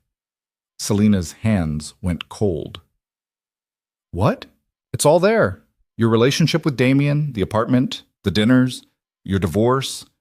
Marcus is painting himself as the betrayed husband who only made one mistake while you've been carrying on an affair with your boss for months." Patricia's voice was tight with fury. "He's also heavily implying that Damien's business connections are less than legal. Lots of vague language about rumors and whispers and what people say to avoid actual libel. But we didn't." Selena looked at Damien, whose expression had gone from blank to arctic. "Doesn't matter," Patricia said. "The story's out there now. It's getting shared. People are commenting. Some of your coworkers have already been contacted for quotes." "What did they say?" "Most refused to comment. A few said you and Damien have always been professional. One person, Jennifer Davis, said she'd noticed you two spending a lot of time together lately and that it seemed inappropriate for a boss and his assistant." Patricia grimaced. "That's the quote that's getting traction." Selena sank into a chair. This was a nightmare. A public, viral nightmare that would follow her forever. Everyone would believe it. Everyone would assume she'd been sleeping with Damien all along, that the divorce was her fault, that Marcus was the victim. "Can we sue?" she asked. "For defamation or libel or something? We could try. But truth is a defense, and he's been careful. He's not saying you definitely had an affair. He's just asking questions, sharing his feelings, expressing his hurt." Patricia's jaw was tight. "It's calculated. His lawyer probably wrote half of it.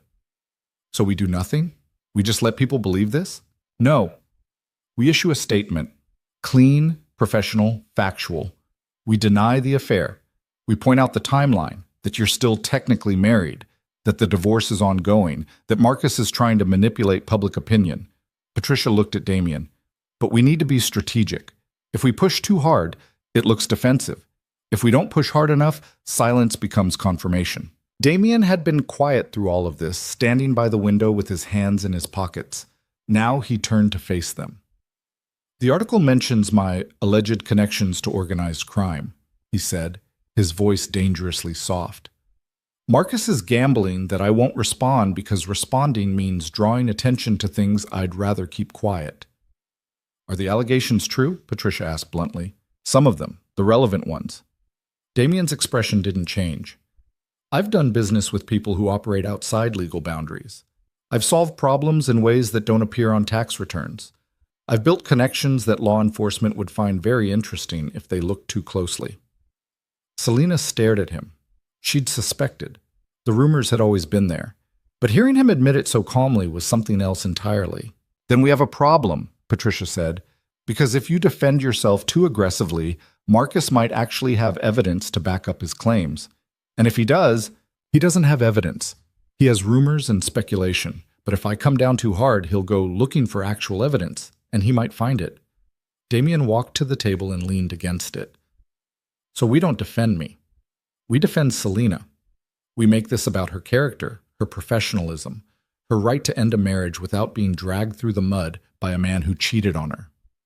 "And what about you?" Selena asked. "You're just going to let him trash your reputation?" "My reputation can handle it.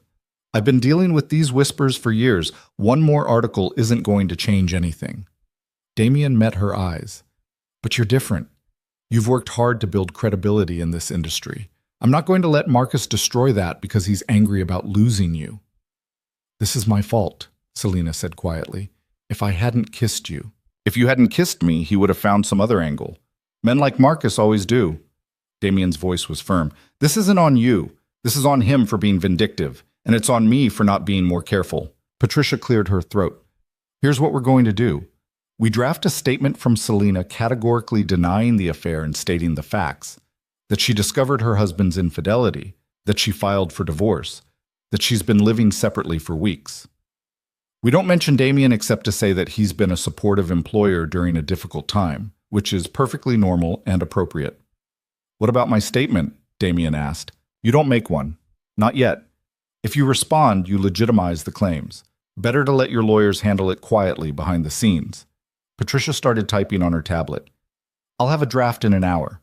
In the meantime, Selena, you need to avoid talking to anyone about this. No social media, no responding to messages, nothing. What about work? Selena looked around the conference room, suddenly aware of how exposed she was. Everyone out there has read that article. They're all going to assume. Let them assume, Damien said. You've done nothing wrong. You show up, you do your job, you act like none of this touches you. That's the best response. I don't know if I can do that. Yes, you can. He held her gaze. You're stronger than you think. You've proven that over and over these past few weeks. Patricia stood up. I need to make some calls. Selena, go home. Take the day. Come back tomorrow when we have a plan in place. I'm not running away. You're not running. You're being strategic. There's a difference. Patricia's expression softened slightly. Trust me on this. Going out there right now while people are reading that article and forming opinions isn't going to help anyone. Selena wanted to argue, but she was too tired, too overwhelmed. She nodded and stood up, gathering her things with mechanical precision. Damien walked her to the elevator.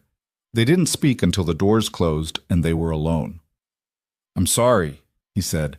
This is exactly what I was trying to avoid. You didn't do anything wrong. Neither did you, but we're both paying for it anyway. The elevator descended smoothly. Patricia's right, though. This will blow over. Scandals always do. Something else will happen, some other story will take attention, and people will forget. Will they? Selena looked at him. Or will I always be the woman who slept with her boss to get ahead? You didn't sleep with me. They don't know that, and even if I tell them, they won't believe me. The story's too good, too tidy. Betrayed husband, cheating wife, powerful boss with shady connections. It's like something out of a movie. The elevator reached the parking garage. Damien held the door open but didn't let her leave. Selena, look at me. He waited until she met his eyes. I know this feels impossible right now. I know you're scared and angry and probably regretting every choice that led you here, but you're going to get through this. And when you do, you're going to be exactly who you were before Marcus decided to blow up your life. Smart, capable, and worth 10 of him on his best day. How can you be so sure? Because I've watched you handle impossible situations with impossible people for 3 years. This is just one more impossible situation, and you're going to handle it the same way you handle everything else, with more grace than anyone has a right to expect. Selena felt something crack in her chest. Before she could stop herself, she stepped forward and wrapped her arms around him. Damien hesitated for half a second, then hugged her back, solid and warm and steady. I'm going to fix this, he said quietly into her hair.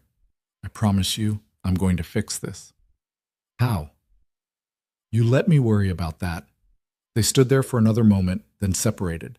Selena wiped her eyes and tried to pull herself together. Go home, Damien said gently. Read a book, take a bath, do something that has nothing to do with any of this. I'll call you later. Selena drove home on autopilot, her mind spinning. The article would be everywhere by now. Her name, her face, her entire life exposed for public consumption. People she'd never met forming opinions about her character, her choices, her worth as a human being. Her phone started ringing as soon as she walked into her apartment. Unknown numbers, blocked calls. She declined them all and finally turned the phone off completely. The silence was deafening. She tried to take Damien's advice, ran a bath, attempted to read, made tea she didn't drink. But her mind kept circling back to that article, to the comment section she'd been smart enough not to read, to the coworkers who'd probably believed every word. Around 3 in the afternoon, someone knocked on her door. Selina froze. Marcus wouldn't come here. Would he? Or maybe it was a reporter, someone looking for a quote or a photo or confirmation of the affair that wasn't happening. She looked through the peephole and saw Patricia Voss standing in the hallway with a leather briefcase and an expression that meant business. Selina opened the door. I thought you said you'd call. Change of plans. We need to talk. Now. Patricia walked in without waiting for an invitation. Do you have coffee? I can make some. Make a lot. This is going to take a while. They sat at Selina's small dining table with coffee and the tablet showing that horrible article. Patricia pulled up a separate document, a legal brief, dense with text. I've been doing research, Patricia said. Marcus's lawyer made a mistake. A big one. That article contains several statements that are demonstrably false and defamatory. Specifically, the part where Marcus claims you've been receiving expensive gifts from Damien. You haven't. You're paying market rate rent. That's documented. So we can sue. Better, we can threaten to sue, which will force them to retract or face actual legal consequences. Patricia's smile was sharp. But there's more. I had a friend in forensics look at Marcus's financial records, the ones we pulled during discovery. There are some transactions that don't add up. Money moving from the joint account into his personal account, then immediately out to a third party. Consistent amounts, regular timing. What does that mean? It means he's been systematically draining marital assets and hiding them somewhere, probably preparing for the divorce long before you filed, which means he's been planning this exit strategy for months. Patricia looked up from the tablet. It also means he's committed fraud, actual prosecutable fraud. Selina set down her coffee cup before she dropped it. You're sure? I'm sure enough to bring it to a judge. And once I do, Marcus's entire case falls apart. The betrayed husband narrative doesn't work when you're the one who's been stealing from your wife. Patricia's expression was fierce. We can destroy him with this, Selina. Completely destroy him. But I need to know if you want to go that far. What's the alternative? We threaten to expose the fraud and force a settlement. He retracts the article, pays you what you're owed, and disappears quietly. No public trial, no criminal charges, just a clean end to all of this. And if we go to trial, then everything comes out. The affair with Vanessa, the hidden money, his attempt to manipulate the legal system and public opinion. He'll be humiliated, possibly prosecuted, and you'll get everything you deserve in the divorce. Patricia paused. But it'll also keep you in the spotlight longer. More articles, more speculation, more people picking apart your life. Selina closed her eyes. The smart choice was obvious. Take the settlement, end this quietly, move on with her life.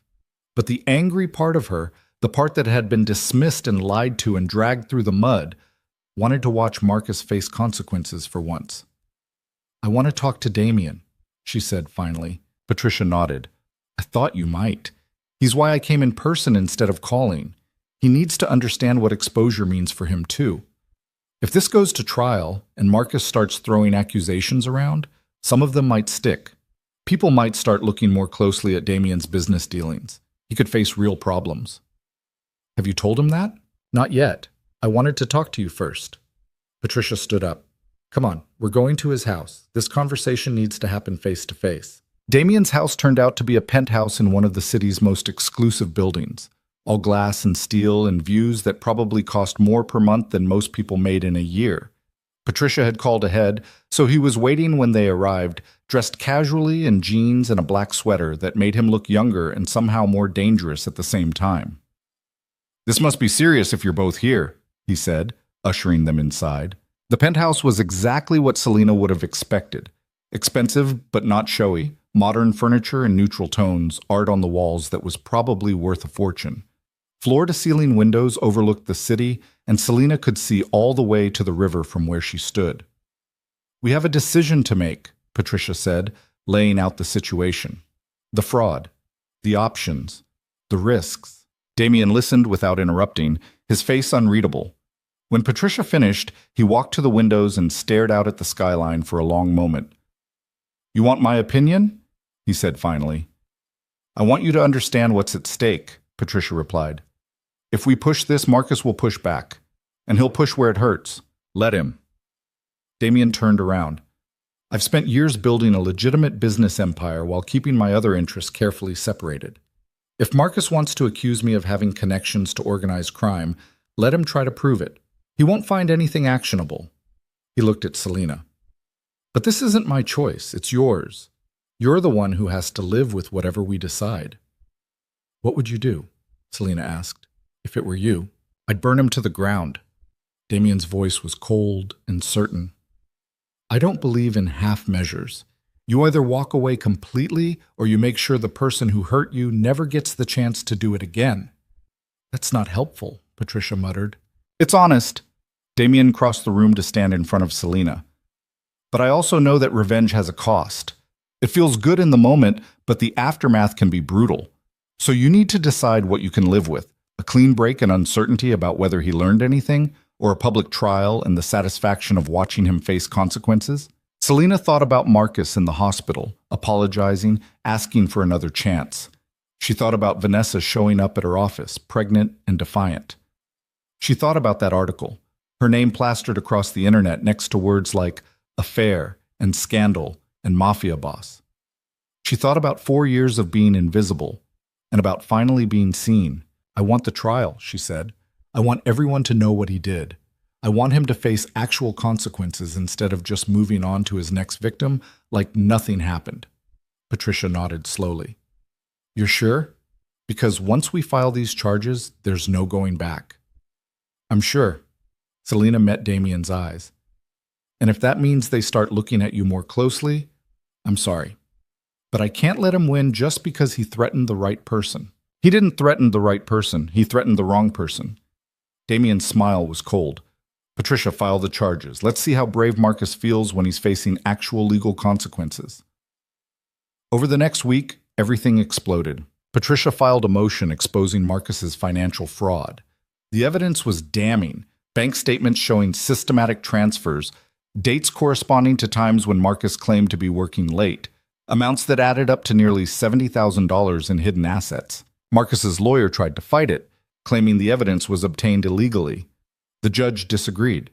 Discovery was discovery, and Marcus had been required to disclose all marital assets. The fact that he'd hidden some was fraud, plain and simple. The story hit the news cycle. Not the gossip blogs this time, but actual news outlets. Local businessman charged with fraud in divorce case. The article about Selena and Damien's supposed affair got buried under the new narrative. Cheating husband steals from wife, then tries to paint her as the villain. Public opinion shifted fast. The comments section that had been full of people calling Selena a homewrecker suddenly filled with support. Apologies from people who'd believed Marcus's version of events. Anger at a man who'd betrayed his wife, gotten another woman pregnant, and then tried to destroy his wife's reputation when she wouldn't play along. Jennifer from marketing sent Selena an email. I'm so sorry. I should never have said anything to that reporter. I didn't know the whole story. Selena didn't respond. Some things couldn't be fixed with an apology. Marcus predictably lost his mind. He called Selena's lawyer, threatening to countersue for emotional distress. He went back to that gossip blog and gave another interview, this time claiming Selena had manipulated the evidence and that Damien was using his connections to intimidate witnesses. The blogger published it, then got hit with a cease and desist letter from Damien's legal team, so aggressive that the entire article disappeared within hours. He's spiraling, Patricia said during one of their daily check-ins. His lawyer is trying to control him, but Marcus keeps making it worse. At this rate, he's going to end up facing criminal charges on top of the divorce. Good, Selena said, and meant it. The trial date was set for 6 weeks out. Selena spent those weeks in a strange kind of limbo, working, existing, going through the motions of normal life while everything underneath churned with tension. She and Damien maintained careful professional distance at the office, but he called her every night just to check in, just to make sure she was okay. How are you holding up? He asked one evening, 3 weeks before the trial. I'm tired, Selena admitted. She was curled up on her couch with tea and a book she wasn't reading. I'm tired of thinking about Marcus and lawyers and trials. I'm tired of checking the news to see if he said something else terrible. I just want it to be over. It will be soon. And then what? After it's over and the divorce is final and we've both moved on, what happens then? Damien was quiet for a moment. Then I take you to dinner, like I promised. Somewhere expensive. Somewhere Marcus could never afford. and we start over. What if people still believe we've been having an affair this whole time? Then they believe it. We know the truth. That's what matters. Is it? Selena set down her tea. Because I'm not sure the truth matters as much as what people think is true. I could lose my job over this. My reputation. Everything I've worked for. You won't lose your job. I won't let that happen. You can't control everything, Damien. No, but I can control this. His voice was firm. I can make sure you're protected, that you have options, that you're never dependent on anyone's opinion of you for your survival. That sounds like you're planning something. Maybe I am. Damien, trust me, Selena, please. Just trust me for a few more weeks. She wanted to ask what he meant, what he was planning, but she was too exhausted to push. So she just agreed and hung up and tried to sleep without dreaming about courtrooms and cameras and Marcus's face when everything fell apart. The night before the trial, Selena couldn't sleep. She lay in bed staring at the ceiling, running through testimony in her head, imagining every possible scenario. At 2 a.m, she gave up and made tea, settling on the couch with a blanket and the city lights visible through her windows. Her phone buzzed. Damien. Can't sleep either? She texted back. Come to my place. I'll make breakfast. It's 2 a.m. Then I'll make very early breakfast. Selena should have said no, should have maintained the distance they'd been so careful about. But she was tired and scared and didn't want to be alone. She got dressed and drove to his building, taking the private elevator up to the penthouse. Damien met her at the door in sweatpants and a t-shirt, looking more relaxed than she'd ever seen him. I can't believe you actually came, he said. I can't believe you're awake. I don't sleep much. Occupational hazard. He led her to the kitchen, which was larger than her entire apartment. Omelet? Pancakes? I make excellent pancakes. You cook? I do a lot of things people don't expect. He started pulling out ingredients. Sit, talk to me. Take your mind off tomorrow. Selena sat at the kitchen island and watched him work. He moved with the same efficiency he brought to everything else. Precise, controlled, no wasted motion. Within minutes, the smell of cooking butter and vanilla filled the air. Tell me something I don't know about you, Selena said. Damien glanced at her. Like what? Anything. Your childhood, your family, how you ended up running a company and doing whatever else it is you do. He flipped a pancake. My father ran a legitimate import business. My mother was a teacher. They wanted me to go to college, become a doctor or lawyer, live a safe, predictable life. He poured more batter onto the griddle. But I grew up watching my father get squeezed by competitors who didn't play by the rules. People who used intimidation and violence to get what they wanted. By the time I was 20, I'd learned a valuable lesson. The rules only protect you if everyone else follows them too. So you stopped following them? I learned to operate in the spaces between legal and illegal. I built relationships with people who could solve problems that courts and cops couldn't touch. And I built a business empire that looks completely legitimate on the surface while being supported by connections most people would rather not know about. He plated the pancakes and set them in front of her. Does that scare you? A little, Selena admitted, but not as much as it should, probably. Why not? Because you've been more honest with me than my own husband. Because you've never pretended to be something you're not. And because... She paused. Because I think maybe I've been living by other people's rules my whole life, and look where it got me.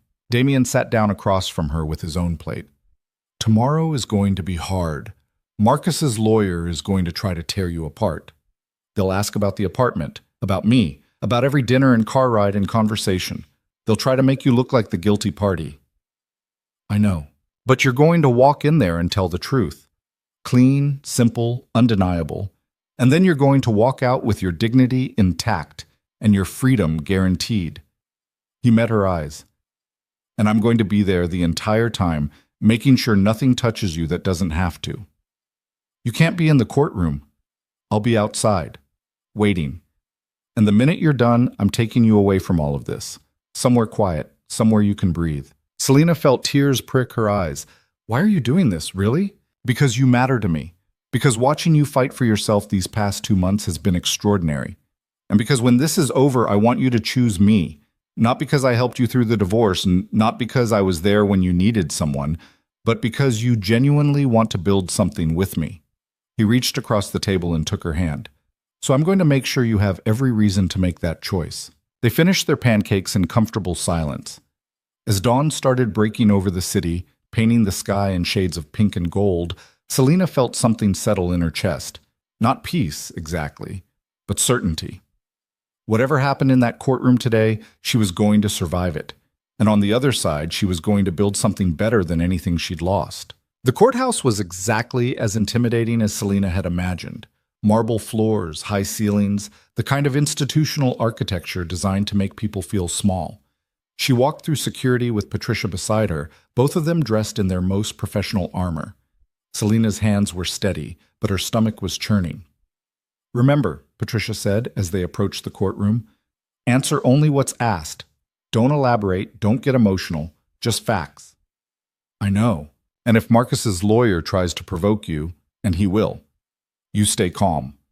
You've done nothing wrong. You have nothing to hide." The courtroom was smaller than Selina expected.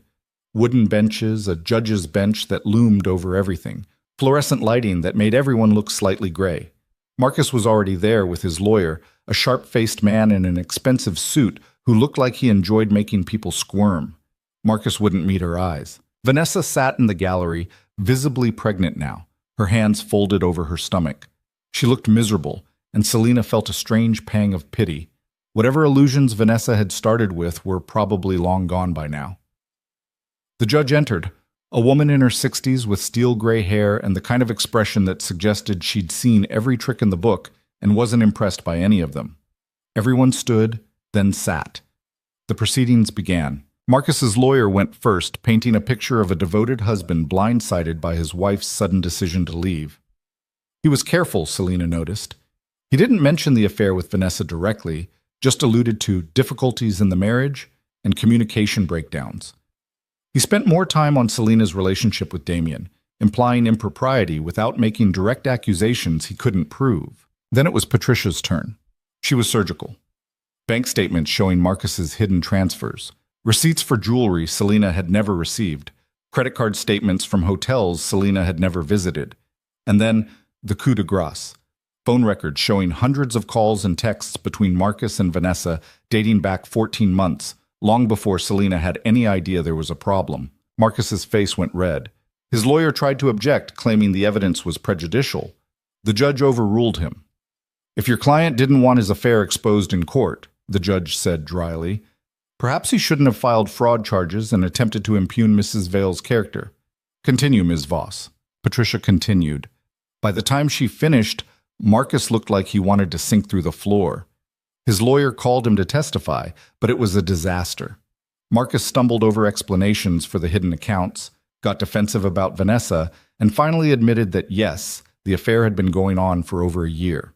"But it wasn't serious," he said, as if that made it better. "It was just... it happened. And when Selina found out, she didn't even try to work through it. She just filed for divorce and started spending all her time with her boss." "Objection," Patricia said calmly. "Relevance." "Sustained," the judge said. "Mr. Vale, we're here to discuss the division of assets and allegations of fraud, not to litigate your feelings about your wife's professional relationships." When it was Selina's turn to testify, she walked to the stand with her head high. Patricia led her through the timeline: the Christmas dinner, the discovery of the affair, the decision to divorce. Selina kept her answers short and factual, exactly as Patricia had coached her. Then Marcus's lawyer stood up for cross-examination. "Mrs. Vale, you claim you had no idea about your husband's affair until December 20th. Is that correct?" "Yes. And yet you filed for divorce within days.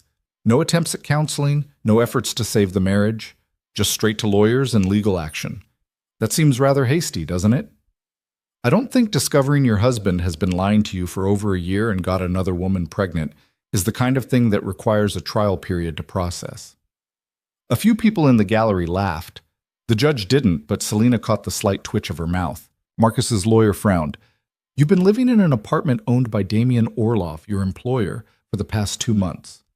An apartment you're paying significantly below market rate for. Isn't that correct?" "I'm paying exactly market rate. The lease is documented." "But Mr. Orlov is your boss. Don't you think accepting housing from him creates an inappropriate dynamic?" "No more inappropriate than my husband sleeping with his coworker for over a year." Mrs. Vale, I accepted a legal rental agreement for a safe place to live while navigating my divorce. If you're implying something else, you should say it directly instead of dancing around it. Marcus's lawyer's jaw tightened. Have you engaged in a romantic or sexual relationship with Damian Orlov? No. Have you spent significant amounts of time alone with him outside of work? He's been supportive during a difficult period. We've had dinner a few times. He's driven me places when I needed a ride. That's what decent human beings do for people they care about. People they care about romantically? People they care about as human beings. Selina met his eyes. I know this is a difficult concept for you to grasp, but it's possible for a man to help a woman without expecting something in return. Mr. Orlov has been nothing but professional and respectful, unlike my husband, who apparently thought his wedding vows came with an expiration date. The judge intervened before Marcus's lawyer could respond. I think we've established the relevant facts here. Unless you have questions directly pertaining to the financial fraud allegations, counselor, let's move on. The rest of the trial blurred together. More witnesses, more evidence, more of Marcus's lawyer trying and failing to make Selina look like the guilty party. By the time they recessed for deliberation, Selina was exhausted. Patricia found her in the hallway. You did great, better than great. The judge sees exactly what's happening here. How long until we know? Could be an hour, could be 3. Divorce cases are usually pretty straightforward when the evidence is this clear. Patricia squeezed her shoulder. Go get some air. I'll text you when they're ready. Selina walked outside and found Damian waiting exactly where he said he'd be, leaning against his car in the courthouse parking lot, looking like he'd been there the entire time. How'd it go? He asked. I think okay. Patricia says we're in good shape. Selina leaned against the car next to him. Marcus's lawyer tried to make it about you and me. It didn't work. What did you say? The truth. That you've been supportive. That we haven't done anything inappropriate. That helping someone going through a divorce doesn't automatically mean you're sleeping with them. She looked at him. I might have also pointed out that it's possible for men and women to have relationships that aren't transactional. Damian smiled slightly. I bet his lawyer loved that. He looked like he wanted to object but couldn't figure out how. Selina closed her eyes and tilted her face toward the weak afternoon sun. I'm so tired of defending myself, of explaining my choices to people who've already decided I'm guilty. I just want this to be over. It will be. Soon. Damian was quiet for a moment. What are you going to do after? When the divorce is final and you're officially free? I don't know. I haven't let myself think that far ahead.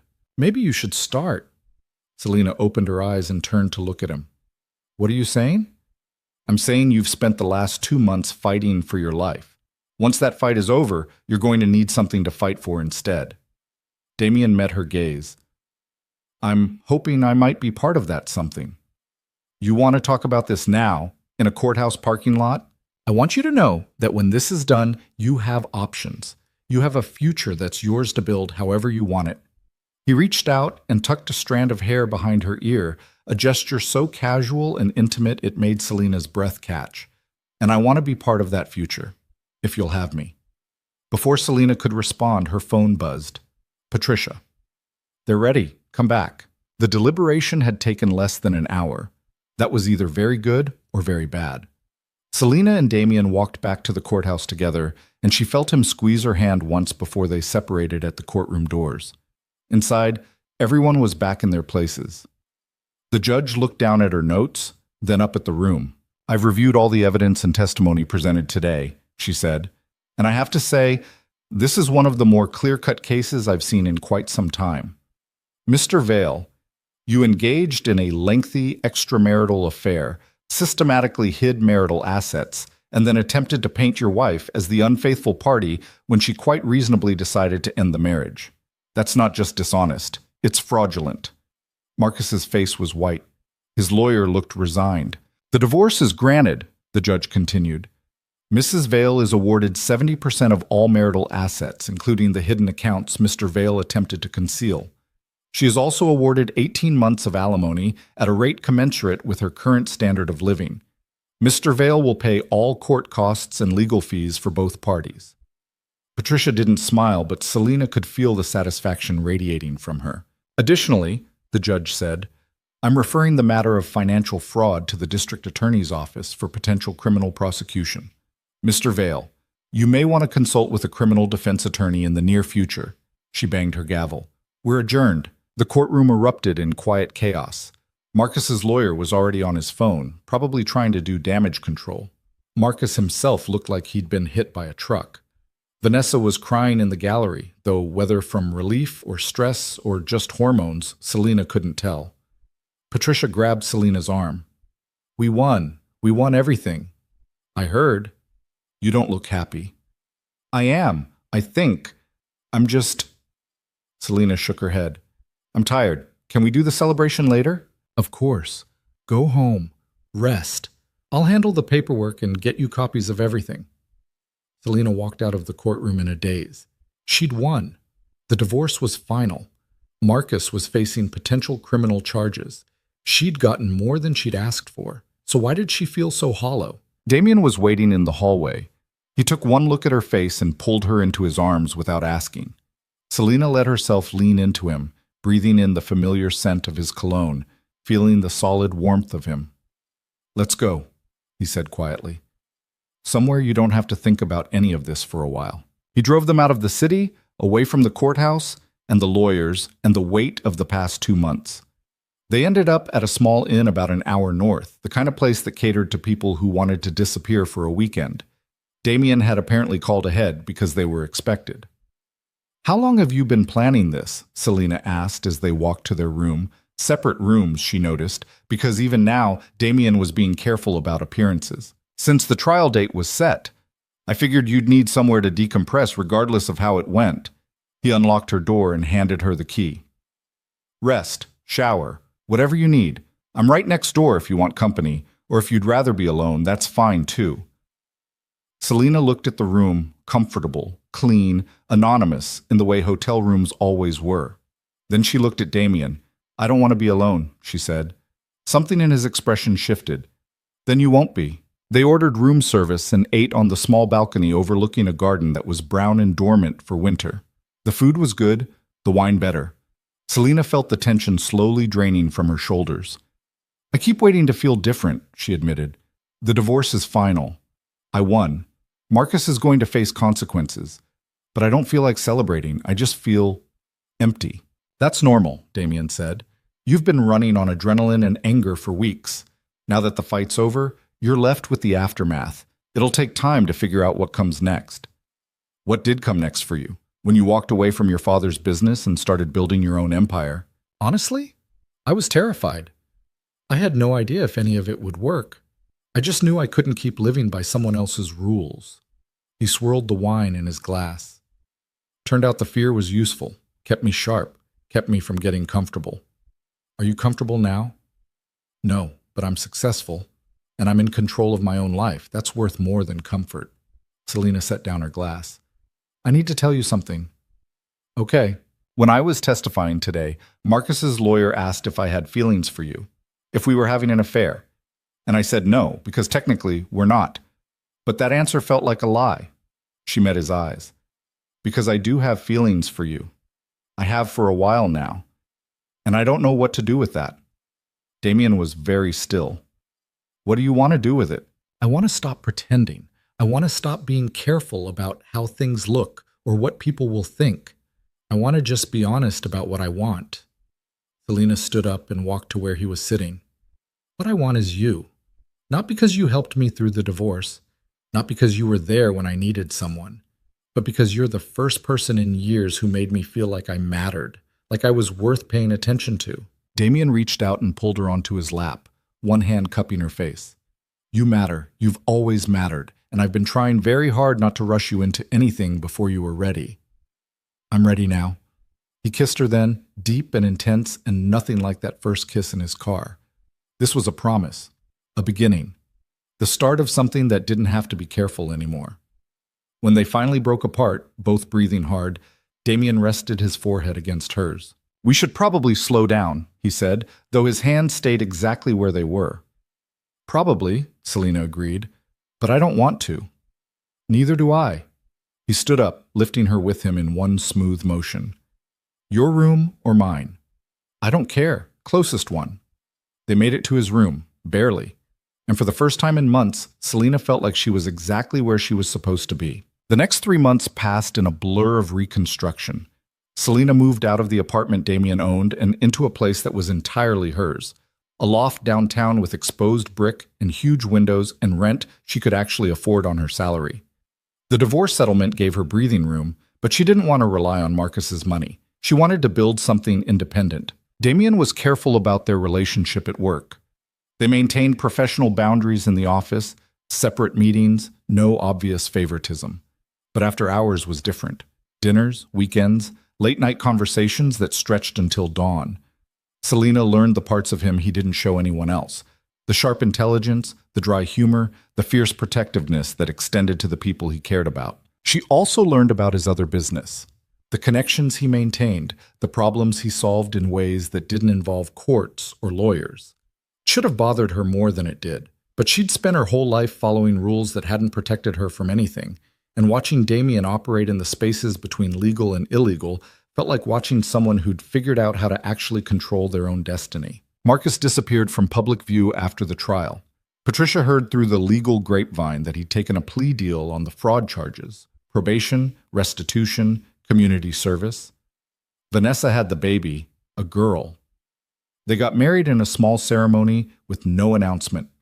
Selena saw the wedding photo on social media and felt nothing except mild curiosity about whether they'd actually make it work. 6 months after the divorce was finalized, Damien took Selena to dinner at the most expensive restaurant in the city. She wore a dress she'd bought specifically for the occasion, emerald green, fitted, the kind of thing the old Selena would have been too cautious to choose. "You look extraordinary," Damien said when he picked her up. "I feel extraordinary, that's new." The restaurant was everything she'd expected. Dim lighting, impeccable service, food that was probably technically edible but mostly seemed designed to look impressive on Instagram. They ordered wine and appetizers and settled into the comfortable rhythm they'd developed over months of nights like this. "I have something for you," Damien said after their entrees arrived. "If it's jewelry, I'm going to be annoyed. We talked about this." "It's not jewelry." He pulled an envelope from his jacket pocket and set it on the table. "Open it." Inside was a letter. Selena scanned the first few lines and looked up in confusion. "This is an offer letter for Director of Strategic Operations at Orloff Industries." "It is." "Damien, we can't. If I take a promotion from you while we're together, people will talk. They'll say I slept my way into the position." "Let them talk. You've been doing the work of a director for 3 years while being paid as an assistant. This isn't a gift. It's recognizing what you've already earned." Damien leaned forward. "I had HR conduct a full review of your performance independently. Every metric they looked at supported the promotion. Your work speaks for itself." Selena stared at the letter. Director. A title. Real authority. The kind of position she'd dreamed about but never quite believed she deserved. "Why now?" she asked. "Because you're ready. Because you've proven yourself 100 times over. And because I'm tired of watching you downplay your own competence." He paused. "Also because I'm planning to step back from day-to-day operations over the next year, and I need someone I trust running things." "Step back? To do what?" "To focus on other projects. Things that require my attention, but don't fit neatly into corporate structure." Damien's expression was carefully neutral. "I'm building something new. A foundation that helps people who fall through the cracks of traditional support systems. Women leaving abusive marriages. People being squeezed by predatory lenders, immigrants facing deportation, the kind of situations where the legal system fails and people need alternative solutions." Selena set down her fork. "You're going to use your connections to help people. I'm going to use my connections to solve problems that courts can't or won't touch. And I want you involved, not running it. I need you at Orlov Industries for that to work, but helping me build the structure, using your strategic mind to figure out how to do this effectively." "That's ambitious. I know, but I've spent years operating in the shadows helping people who could pay for it. I'd like to spend the next few years helping people who can't." He reached across the table and took her hand. "You showed me something these past months. You showed me what it looks like to fight for yourself, even when everything is stacked against you. And I realized I want to give other people that same chance." Selena felt tears prick her eyes. "When did you become such an idealist?" When I watched you refuse to let a man who betrayed you define your worth, it was inspiring, honestly. She laughed, slightly watery. So I take the promotion, you build your foundation, and we both become better people. Is that the plan? That's the plan. What do you think? Selena looked at the offer letter, then at Damien, then at the life she'd somehow managed to build from the wreckage of her marriage. 6 months ago, she'd been sitting alone at a Christmas dinner, making excuses for a husband who wasn't coming.